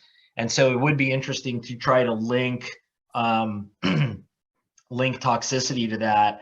And yeah, if there's a framework, that gets created for that, I'd be all in on that one.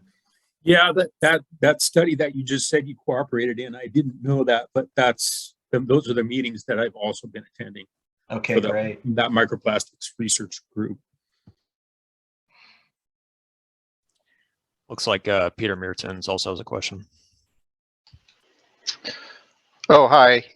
Yes, I just wanted, with this first question, what should SPoT continue to measure? And maybe it's, really obvious, but pyrethroids in sediment and also in relation to land use, it's super important. We have a couple, sediment toxicity TMDLs projects in our region, and it's going to be very hard for the municipalities to see trends with their limited abilities to monitor, and the TMDLs recognize and point towards statewide efforts. So I think that's our best, indicator is consistent monitoring that you do. And so I would like to see that kept up for sure. And also I was going to ask you, doing the chironomous monitoring, and was there, I know neonicotinoids are, super water soluble, but your program's focused around sediments. Are they sticky enough that you're able to see them in sediments as well? And is there any future need to monitor neonicotinoids in sediments? So, I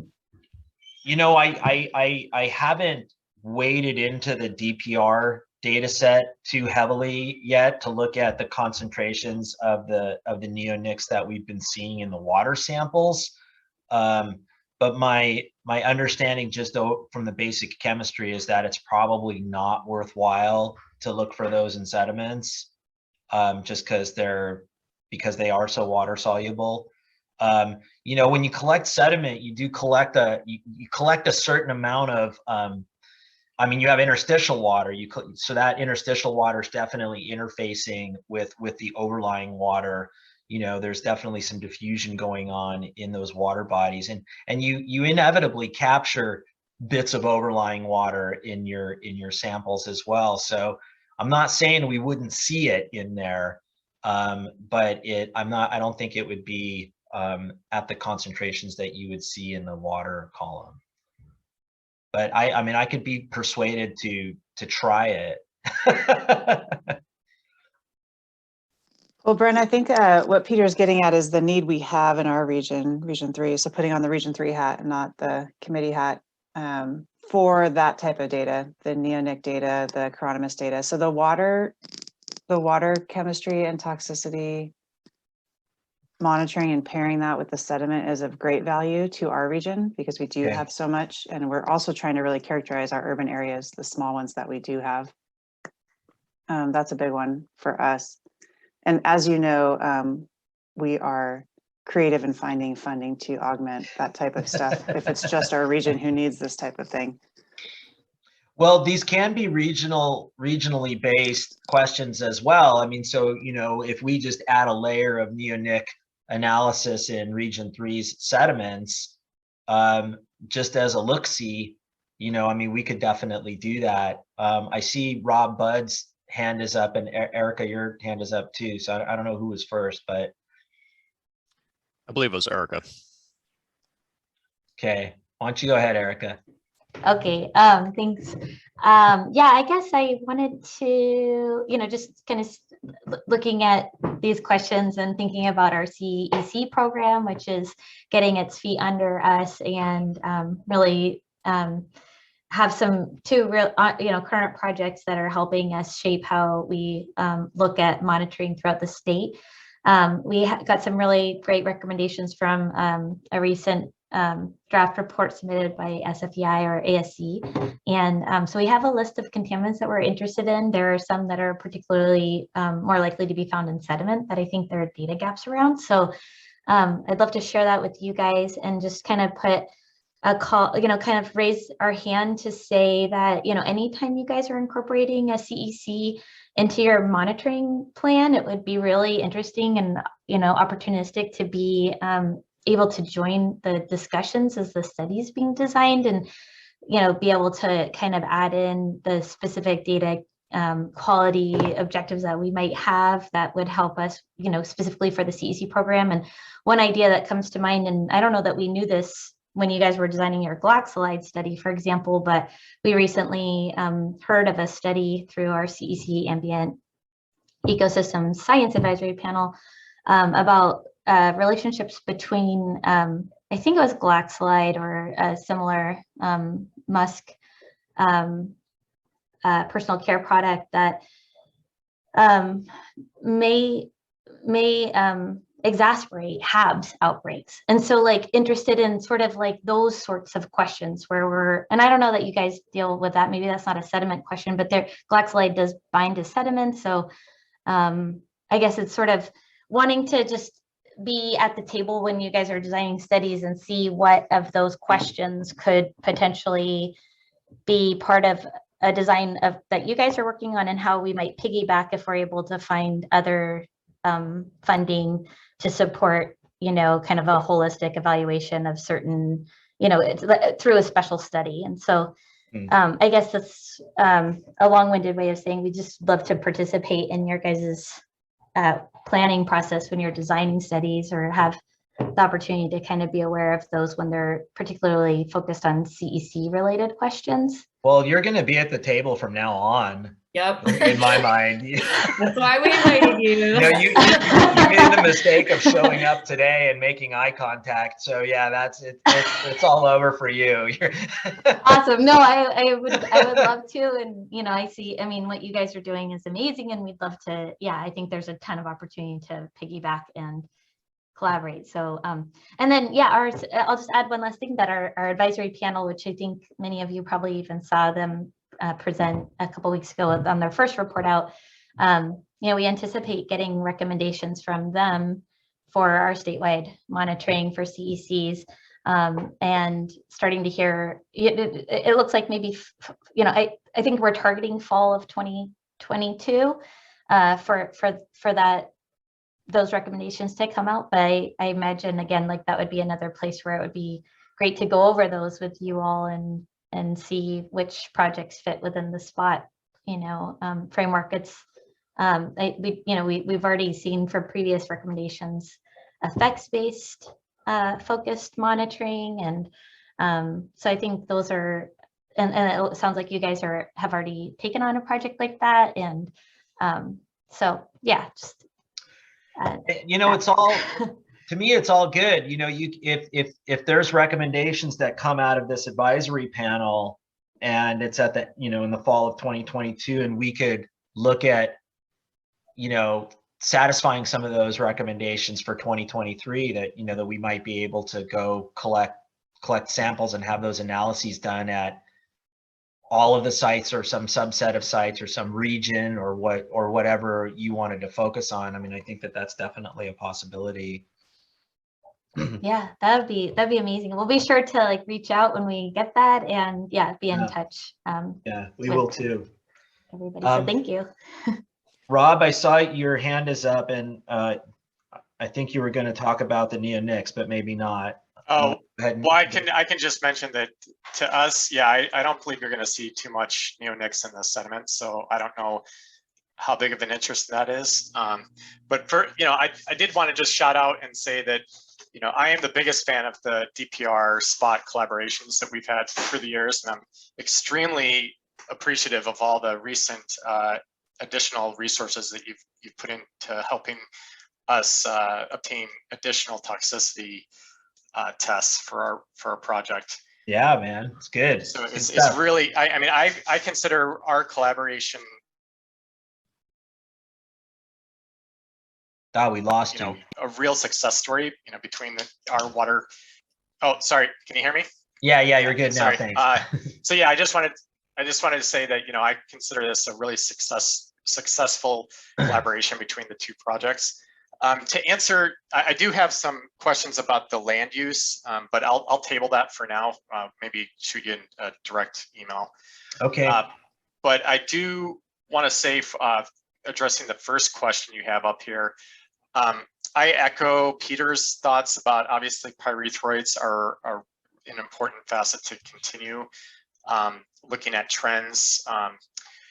Especially in relation to the surface water regulations. It wasn't, just to clarify, it wasn't label changes to the pyrethroid products. It's surface water regulations that's DPR specific. Duly noted. Thank you. Yeah. And also I would like to see fipronil continue to be monitored, because that is something that was changed in the professional products. Their labels were changed. Yeah. Must have mixed that up. Of 2019, so that is a relationship to that mitigation effort. That's excellent. All.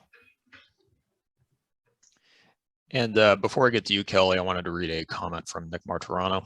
He says, support the calculation of sediment quality objectives and assessment of beneficial use support consistent with the provisions outlined in the inland surface waters, enclosed bays, and estuaries plan. And Kelly, go ahead. Yeah, I've got a bunch of thoughts, as Bryn always says, I always do. So that's why we invite you.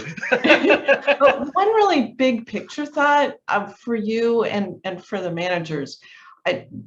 There's this issue for our state, which is, so DPR has its own monitoring program and has the ability to partner with SPoT.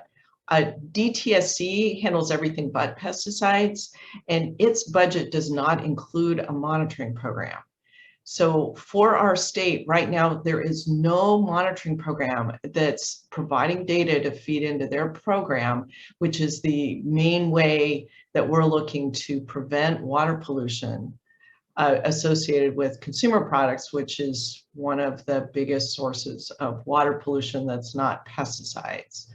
So I'm kind of wishing I was going to punt over to Ann Cooper on some things. As it happened, I met with her yesterday to get some monitoring requests and recommendations from them. So I got some input, and I've also met with staff recently about their challenges on copper and brake pads. But I want to throw out that big concept, because this is the only program the state has right now that monitors for contaminants and toxicity, which is a nice integrator, you know, for understanding at least some of those effects around California. So we don't have a water quality monitoring program. DTSC doesn't have a program. There's no other statewide program. And further, there's no national program. So I dearly loved and am so glad that the USGS folks are continuing to do work. But the biggest program there was, and maybe Jim can jump in and say some things, has been turned down and largely turned off. And I think a lot of policymakers don't know that, and I'm not sure how many regional board staff know that. So they actually collected a bunch of data and aren't even going to write up all the papers because of the funding being cut. So it's, to me, extremely disturbing that everyone sort of thinks, well, it should be a national job to do this kind of monitoring. And the answer is there is a complete information gap at the national level. So if we want to protect California waters and have the data to give to the agencies to allow them to take the actions to do that, then the buck stops here at this point. So that's a really too large for the budget that's available now thing to think about. So I have in the past encouraged consideration of expanding these kinds of activities to the water column. And I realized that's a budget change proposal and a whole lot of other things out there. So I'm not suggesting that there be a giant shift with the available budget to suddenly jumping into other stuff at whole, feet first. It's really, really important to think about that for our state. So a couple other thoughts. One thing that this program brings that makes it really important as compared to the more diversified programs is that it offers not just the statewide perspective, the trends, but also the ability to design the sampling and the frequency to answer specific questions for pollutants that occur on a statewide basis. And that's why the partnership with DPR is so cool. And that's why the potential for partnership with DTSC and examining these other kinds of contaminants is so cool. This is why I'm really psyched to hear Erica talking about that, but also encouraging, that forward thinking towards things that haven't been monitored so they can't be prioritized using existing monitoring data because we have the chicken or the egg problem. And also this is the only program that really feeds in towards prevention.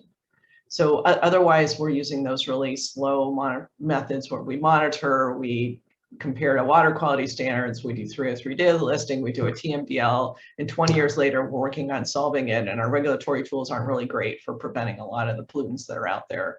So it's a lot faster to connect directly with the folks who can do something about it up front, get them the data, and hopefully start getting some action that way and skipping some of that regulatory burden and the time associated with that. So that's kind of the big picture thing that I really encourage folks to think about. In terms of small picture stuff, maybe not so small, Bryn, I did not see on your list a discussion of any opportunities for deep dives into bits of the data and writing some papers. And I know the budget's really limited. You mentioned one paper, but I think that's a really important function of this program because it's the only program that's doing these things. You've been able to do analysis with land use and other characteristics and really provide pretty important and amazing insights for water quality management. And the perspective of doing that on a statewide basis and with these unique data sets is really important. And there's, again, nobody else out there to do that. So just making the data online doesn't make it useful. Those are just numbers until they're interpreted and understood. People don't know what to do with the numbers. And that's a place that I think your program has been very good at communicating with the regions and looking at regional issues. But I also think the publications that you've done have been really landmark. So, and I realize I'm a slowdown on one of the ones you want to do. But, so I'm glad you mentioned the elephant on the screen, but yeah. So, but I can't emphasize that enough because I think particularly the Water Board has been reluctant to fund papers and publications. They are really crucial towards changing the way that work is done, and the time and work done to get them and craft them, do that analysis really gives us way better information. It's not just numbers, it's actual information. Well, you make a really good point because even in that the project that I mentioned, the data dive that I did with grain size and contaminants that started with region 9 and then encompassed regions 4 and 8. I got some comments from Jason Freshwater about the statistical analysis, and he had all these really great comments. I don't know if you're still on the line, Jason, but you had all these really great comments about stats. And it's exactly what you said. It's like we have, even though they had the budget to pay for a little bit more time, I didn't have a little bit more time to give to that dive, and so I know I keep mentioning that we've made this very important new hire for our laboratory, and I'm really hoping that she'll be able to help with a lot of what you're talking about. She's been writing, she's been stuck in limbo, trying to get into the country with the recent coronavirus problems. But during that time, she's been writing a lot of PFAS papers for the EPA. So I'm hoping I can convince her to do some of the the data dives that you mentioned, and I think that that's a really great idea. I'd like to get going on like a lot of individual compounds as well. You know, we would like to do regional reports, you know, that go a little bit deeper into spot data for individual regions that are interested in it. I know those are sort of, you know, very sort of limited communications and not like, you know, peer-reviewed papers, but we do want to try to communicate the information as much as we can. So hopefully we can get some papers going. If you have ideas for topics, you know, of things that you think are important, you know, to the readers out there, you know, we can start pursuing those. I also want to make some comments on the trend things. So a lot of the trends that you're looking at relate to management actions. So I would let DPR, I think Rob's already talked about his priorities for pyrethroids and fipronil. DTSC isn't here, but I met with their staff and they're really challenged. They're supposed to do a report to the legislature on the brake pad copper thing. And they basically figured out the same thing I did a long time ago, which is that the only monitoring program in the state that could give them any trends data on the environmental response to the phasing of copper and brake pads is your program. And that means having enough monitoring data and enough frequency of monitoring it for at least copper to be able to answer that question. So 2021 was a big year because that was the first mandate, and the second mandate's in 2025, but the actual way that gets implemented is a phase down of the copper concentration in brake pads. It's not like a shift all at once, and then they spend several years on cars, so then there's a further phase down. So those data are continue to be really important. The legislative report that they're doing actually requires them to make recommendations for potentially additional controls or other things depending on the responses. And I know there's a lot of TMDLs out there that are riding in part on the idea that the copper and brake pads will diminish.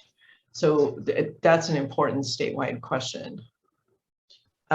There are, one of the things about your trends analysis is that for some things, there have been management actions, and I always die to see where the management actions were on the graph and what kind they were, so how long they take to respond in the environment. So like the PDBEs, when you look at that, it's like you said, well, it's sort of an upward trend, but if you look at the last few years, it's a downward trend. So it's kind of hard to tell. So thinking about what is it we need for, what's the management question, is probably going to be really important for the frequency of response. So for PBDEs, I don't know if there is a management question other than how is the environment responding. So a lower monitoring frequency might make sense. Whereas for, I don't know if pH may not be a good example, but for the pesticides, there's ongoing reevaluation of the management actions. So continuing to monitor more frequently might be important for those management actions. Okay. So just thinking about that, you know, going back to these folks and asking about management questions. And then in terms of new pollutants, I've got a huge long list here. and some new ones. So for microplastics, that seems like a really important thing to get into. The methods aren't there, as was already mentioned. So that's you know, perhaps something coming up when the methods are there. And to be sure that those methods look at particles small enough to catch the tire particles, because they've been missed in most of the studies that we could talk about this offline when you get to that. But the sample separation procedures usually leave the tire particles with the dirt. And then PFAS, we've already talked about that as being important, and QACs definitely support that, as well as siloxanes. Other things that are interested are ethoxylated surfactants, but they're pretty hard to measure. Bisphenols, even if it was just BPA, that could be interesting. And the replacement flame retardants, the organophosphate esters. So we're looking at the brominated ones coming down, but we aren't looking at the replacements. And that's really where the management action questions will be.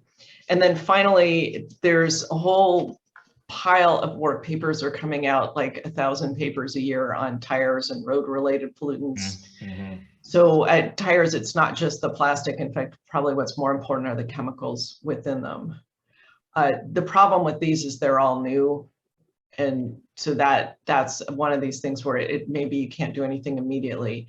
DTSC is desperate for data on tire related chemicals. And so Ann Cooper could probably follow up with you on that. She was asking us for that. And they have a list, a preliminary list, and I think it's going to be a changing list as people do additional chemical analysis on tires. So some of them are water column pollutants, but some of them are sediment bound pollutants. Okay. Yeah. And they're really cool because tires keep releasing them once they're in sediments, they can keep coming out. Science nerds, you know, that's really cool. Yeah, I think it is too. I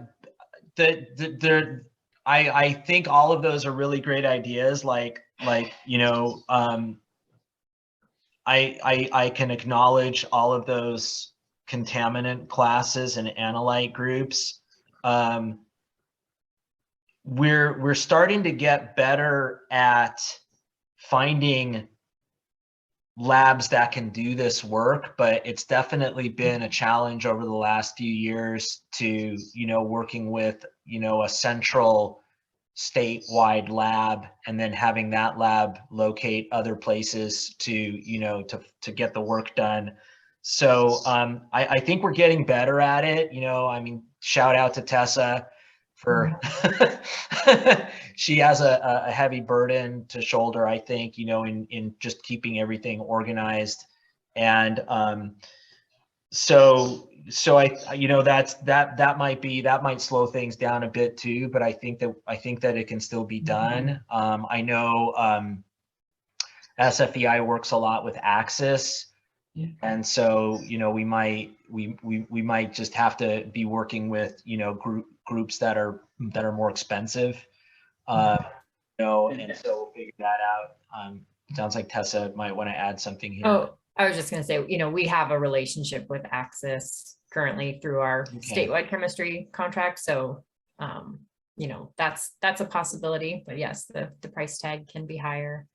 But yeah, and some of these other ones, I was just thinking, you know, Kelly, if you have specific recommendations on who could do them, that would help us kind of look into that in the future.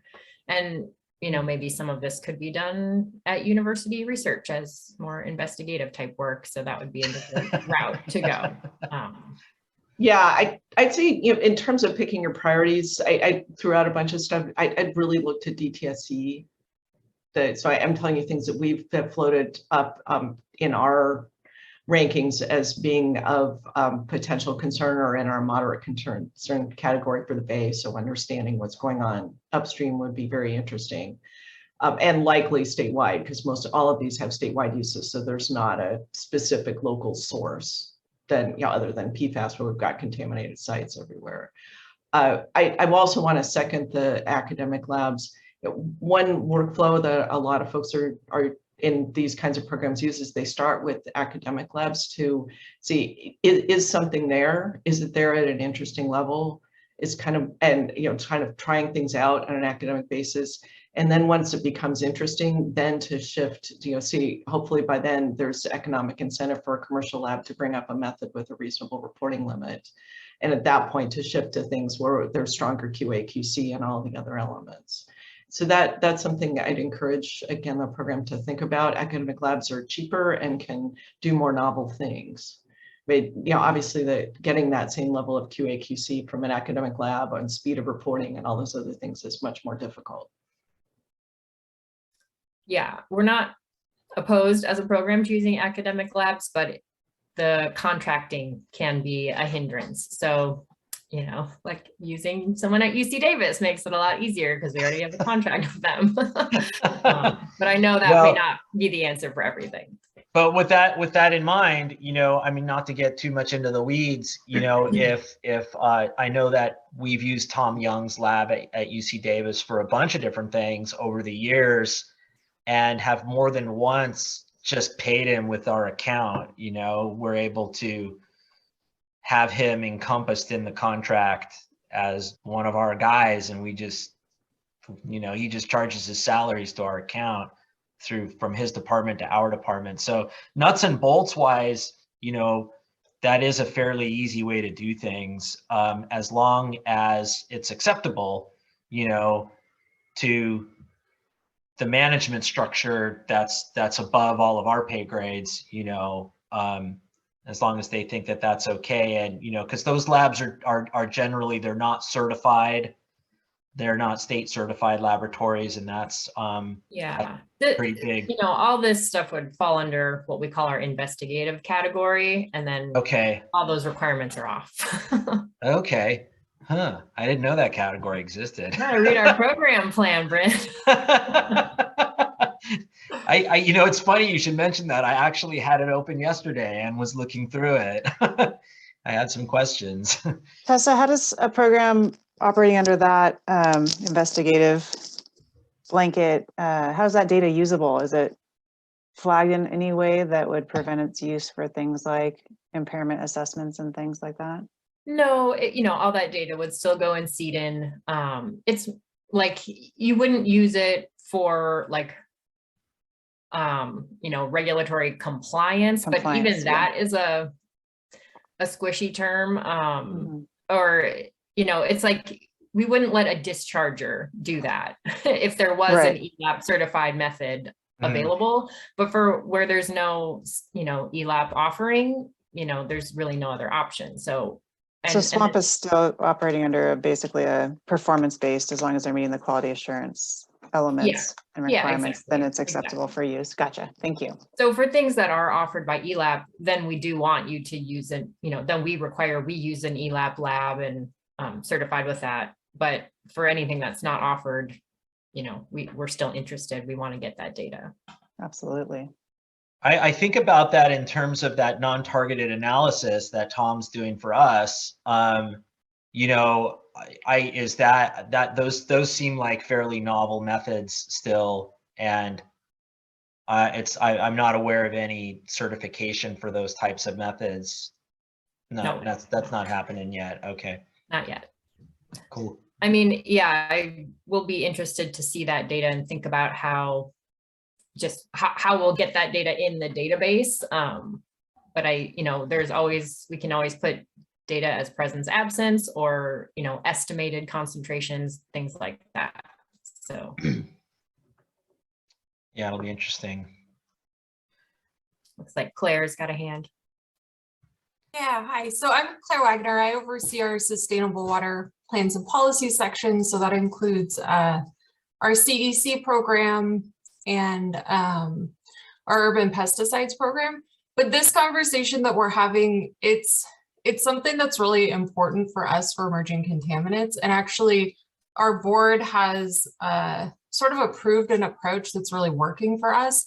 So even through our recycle water policy, we've required the use of in vitro bioassays, the AHR and ERA assays, and also a list of emerging contaminants that now a lot of them have ELAP offers accreditation for. But the conversation that we want to preserve is that we as a program have the ability to approve a method for use, and that's for investigatory screening. And so for our CEC program, probably where we're going to head for some of those, you know, urban pesticides, that's the approach that we want to take. And so it's great to see, like, we've modeled that after that sort of investigatory component of the SPoT QAP. And moving forward, it really does give us the ability to investigate stuff before waiting for, you know, ELAP accreditation and then lab capacity. But getting at how does then it get into our data systems is another question, but we can still use it to make decisions. So that's just something I wanted to throw in there. And then also just say, hi. I think we'll have a lot to talk about moving forward because of both the development of the proposed pesticides provisions. It would be statewide monitoring for pesticides. It's under development, there's more to come, but we definitely want to overlay spot swamp things with it and make sure that, you know, there's connection there and it's not duplicative. And then same for our emerging contaminants is, you know, we don't want to create new systems or new programs, but both are kind of, well, not really pesticides, but our emerging contaminant programs more in the nascent phases where we're doing foundational program development, hiring staff and all that type of stuff. So more to come, but just seeing the data that's here and being able to kind of tap into this and utilize this as a model is just really helpful for us. And so, yeah. Okay, that's great. Nice to Thanks, meet Claire. you. Excellent. All right. Well, that made me happy. I know, it's like Claire and Erica and Sarah and Amanda, you're all, my plans are working out just as I hoped. I know, everything's coming together. Then we'll carry this message to the upper management. Well, that's all really great stuff. I'm very excited about everything that everybody's been bringing to the meeting today. It's you know, great to hear from new and old SRC members and all of these other folks as well. We had a last minute addition to our agenda, and that's number 6, was to wrap up and talk about next steps and action items and adjourn. And so I have a ton of notes here about that are next steps, and most of those things involve communication with you know, with you all, you know, whether it's some individual emails or maybe, you know, I might send out a mass email at one point just to kind of goad everybody into replying with some of the things that they've said today. So I have it in writing from the source. We've talked about like just to quote Kelly, you know, she had some big picture ideas and some small picture ideas, and so to take that a step further, I want to also look at like the regional ideas. And so, you know, regional swamp coordinators who are in the meeting today, think about a lot of the things we've talked about as well. You know, we know how we can connect with CECs. We know how we can connect with the urban pesticide monitoring. And it looks like we're going to clearly make some connections with DTSC. We're going to continue our collaborations with DPR. We've heard that pyrethroids are still important, you know, that fipronil's still important, and that other insecticide groups are certainly important, at least for folks like Region 3. And we want to look at, I'm trying to find where Kelly told me, the management questions that sort of drive each analyte group, you know, like if it, you know, how often should we be going and measuring a certain analyte group? Well, maybe, you know, very infrequently if there's no management question that's driving the gathering of those data. If it's just simply a connection to the past and kind of, you know, our version of the legacy contaminants is today, you know, PFAS or whatever, you know, we should keep measuring some of those things, you know, just as a connection to the past, or in the case of PFAS, as a connection to the present. So I think that there's a lot of, there's going to be a lot of sitting down and thinking and talking about these things with a lot of people. And I think, you know, just logistically, we're going to be able to make some small scale decisions for what SPoT is going to measure in 2022. A lot of that's related to things like budget and contracting and kind of nuts and bolts logistical stuff that we don't have any control over, and that we're just going to kind of have to see how things fit together. But I think we're going to try to be more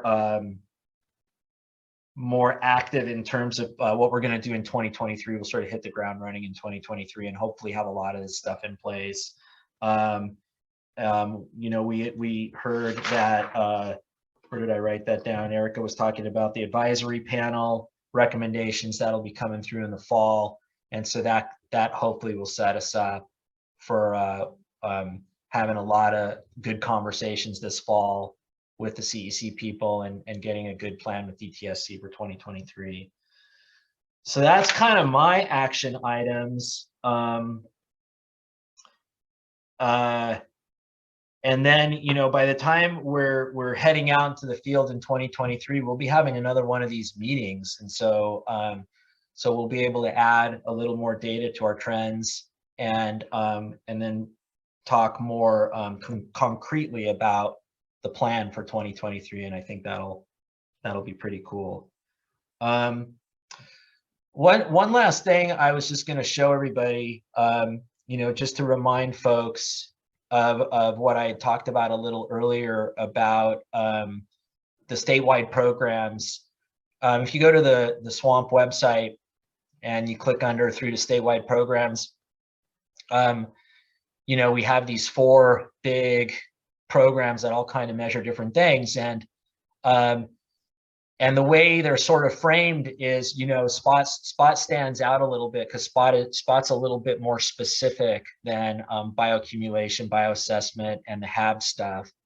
And I think that within those other 3 programs, there's kind of they have sort of a central project that drives them, but the program is named more based on what they measure, their tools that they use for measuring. And they also have you know, a little bit of language underneath their headings that are a little bit, I guess I should say, more general, you know, about assessing health of streams or addressing whether fish found in streams and lakes are safe to eat, you know, addressing whether harmful algal blooms are, you know, dangerous or not. And I was proposing a change. I proposed it to the state water board, and we're going to see if it carries through. But I want to kind of rebrand our little corner of the web page here into a toxicology and contaminants program, and then call SPoT sort of that cornerstone. You know, the cornerstone of that effort. And so, you know, we're here to assess the impacts of anthropogenic contaminants, you know, through measurements of toxicity and chemistry. And our lab's the toxicology lab, and we, you know, we give our chemistry samples to other labs to do the analysis, and then we help put all the data together. And so SPoT's kind of a part of that, and that's what this whole meeting's about. Today was SPoT. It's our scientific review committee meeting where we talk about what we're going to do for SPoT, but SPoT does fit into this larger toxicology program. And I just want to hopefully convey how important this tool is to the history of SWAMP, and hopefully in the future. And I think it's a good tool that fits in really well with things like bioassessment and bioaccumulation. And it's kind of you know, historically, when I first started doing monitoring, we talked a lot about the triad approach of looking at a water body and looking at chemistry in that water body, looking at the invertebrates, the benthic community in that water body, and then also looking at the toxicity of the sediment and water samples. And using those 3 things together really paints a robust picture of the health of a water body. And I want to kind of push the water boards back in that direction a little bit in looking at toxicology as one leg of that triad. And so this is a proposed thing. There hasn't been an official change to the website. So if you go there right now, you're going to see this. But maybe in the near future, it'll have a little bit of a rebranding. In closing, I want to just thank everybody again for being here. This was kind of a quick meeting today. You know, usually our meetings are much longer, usually about 6 hours instead of 3.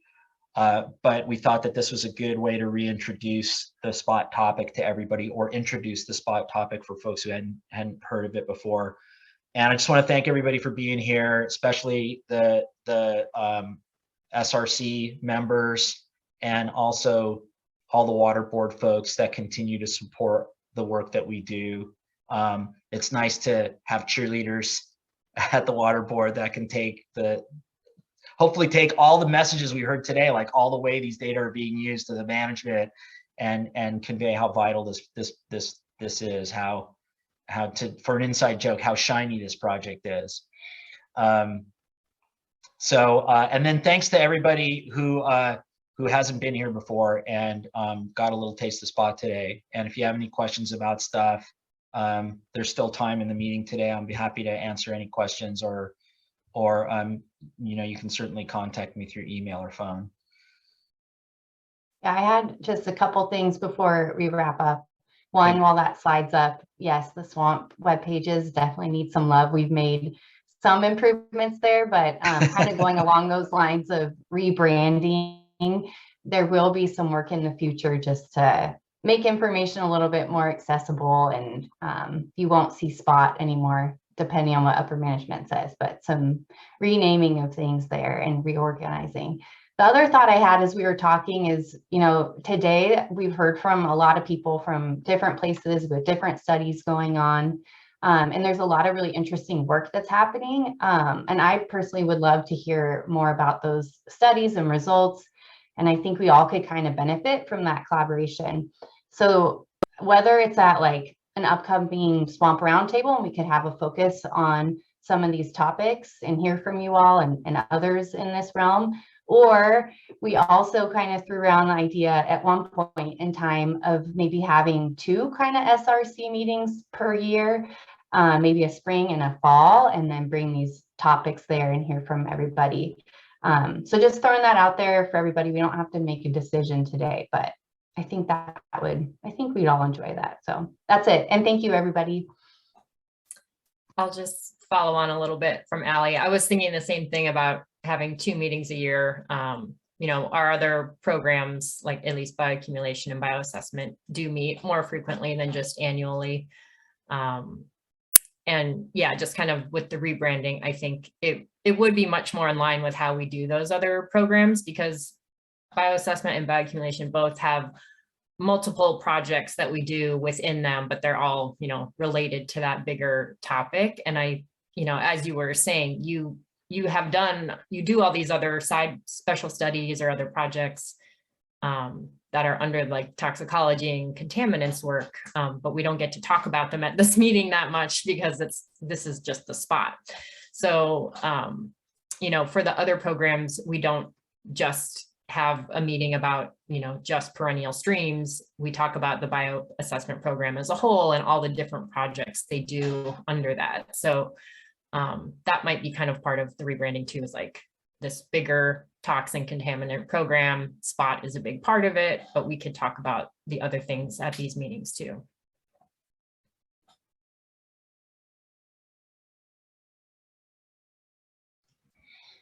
I think that's a great idea. I like the idea of branching off into some of the other things that we talk about that aren't super embedded in SPoT. Some of the other things we do. Yeah, because I would love to hear more about the studies you've done with the different regions, and I think other people that can give other people ideas, and so to kind of get a little deeper into some of those would be nice too. Okay, we'll work on that. And just thought I'd reiterate that, again, this meeting will be posted on the Swamp Wiki once everything is in order, and I will be emailing all of the original invitees once that is up and running. And if you have any questions about SPoT, of course, feel free to reach out to the SRC members or Tessa, Allie, or myself. And yeah, I just wanted to thank everybody for coming. Thank all the SRC members. And unless you got any closing words here, Bryn, I think that's a wrap. I'm good. I'm making sure that the chat's clear. Yeah. Like it. All right. Yeah. Thank you all. Thanks. Okay. I'll talk to everybody real soon. Everyone. Thank you. Thank you. Bye.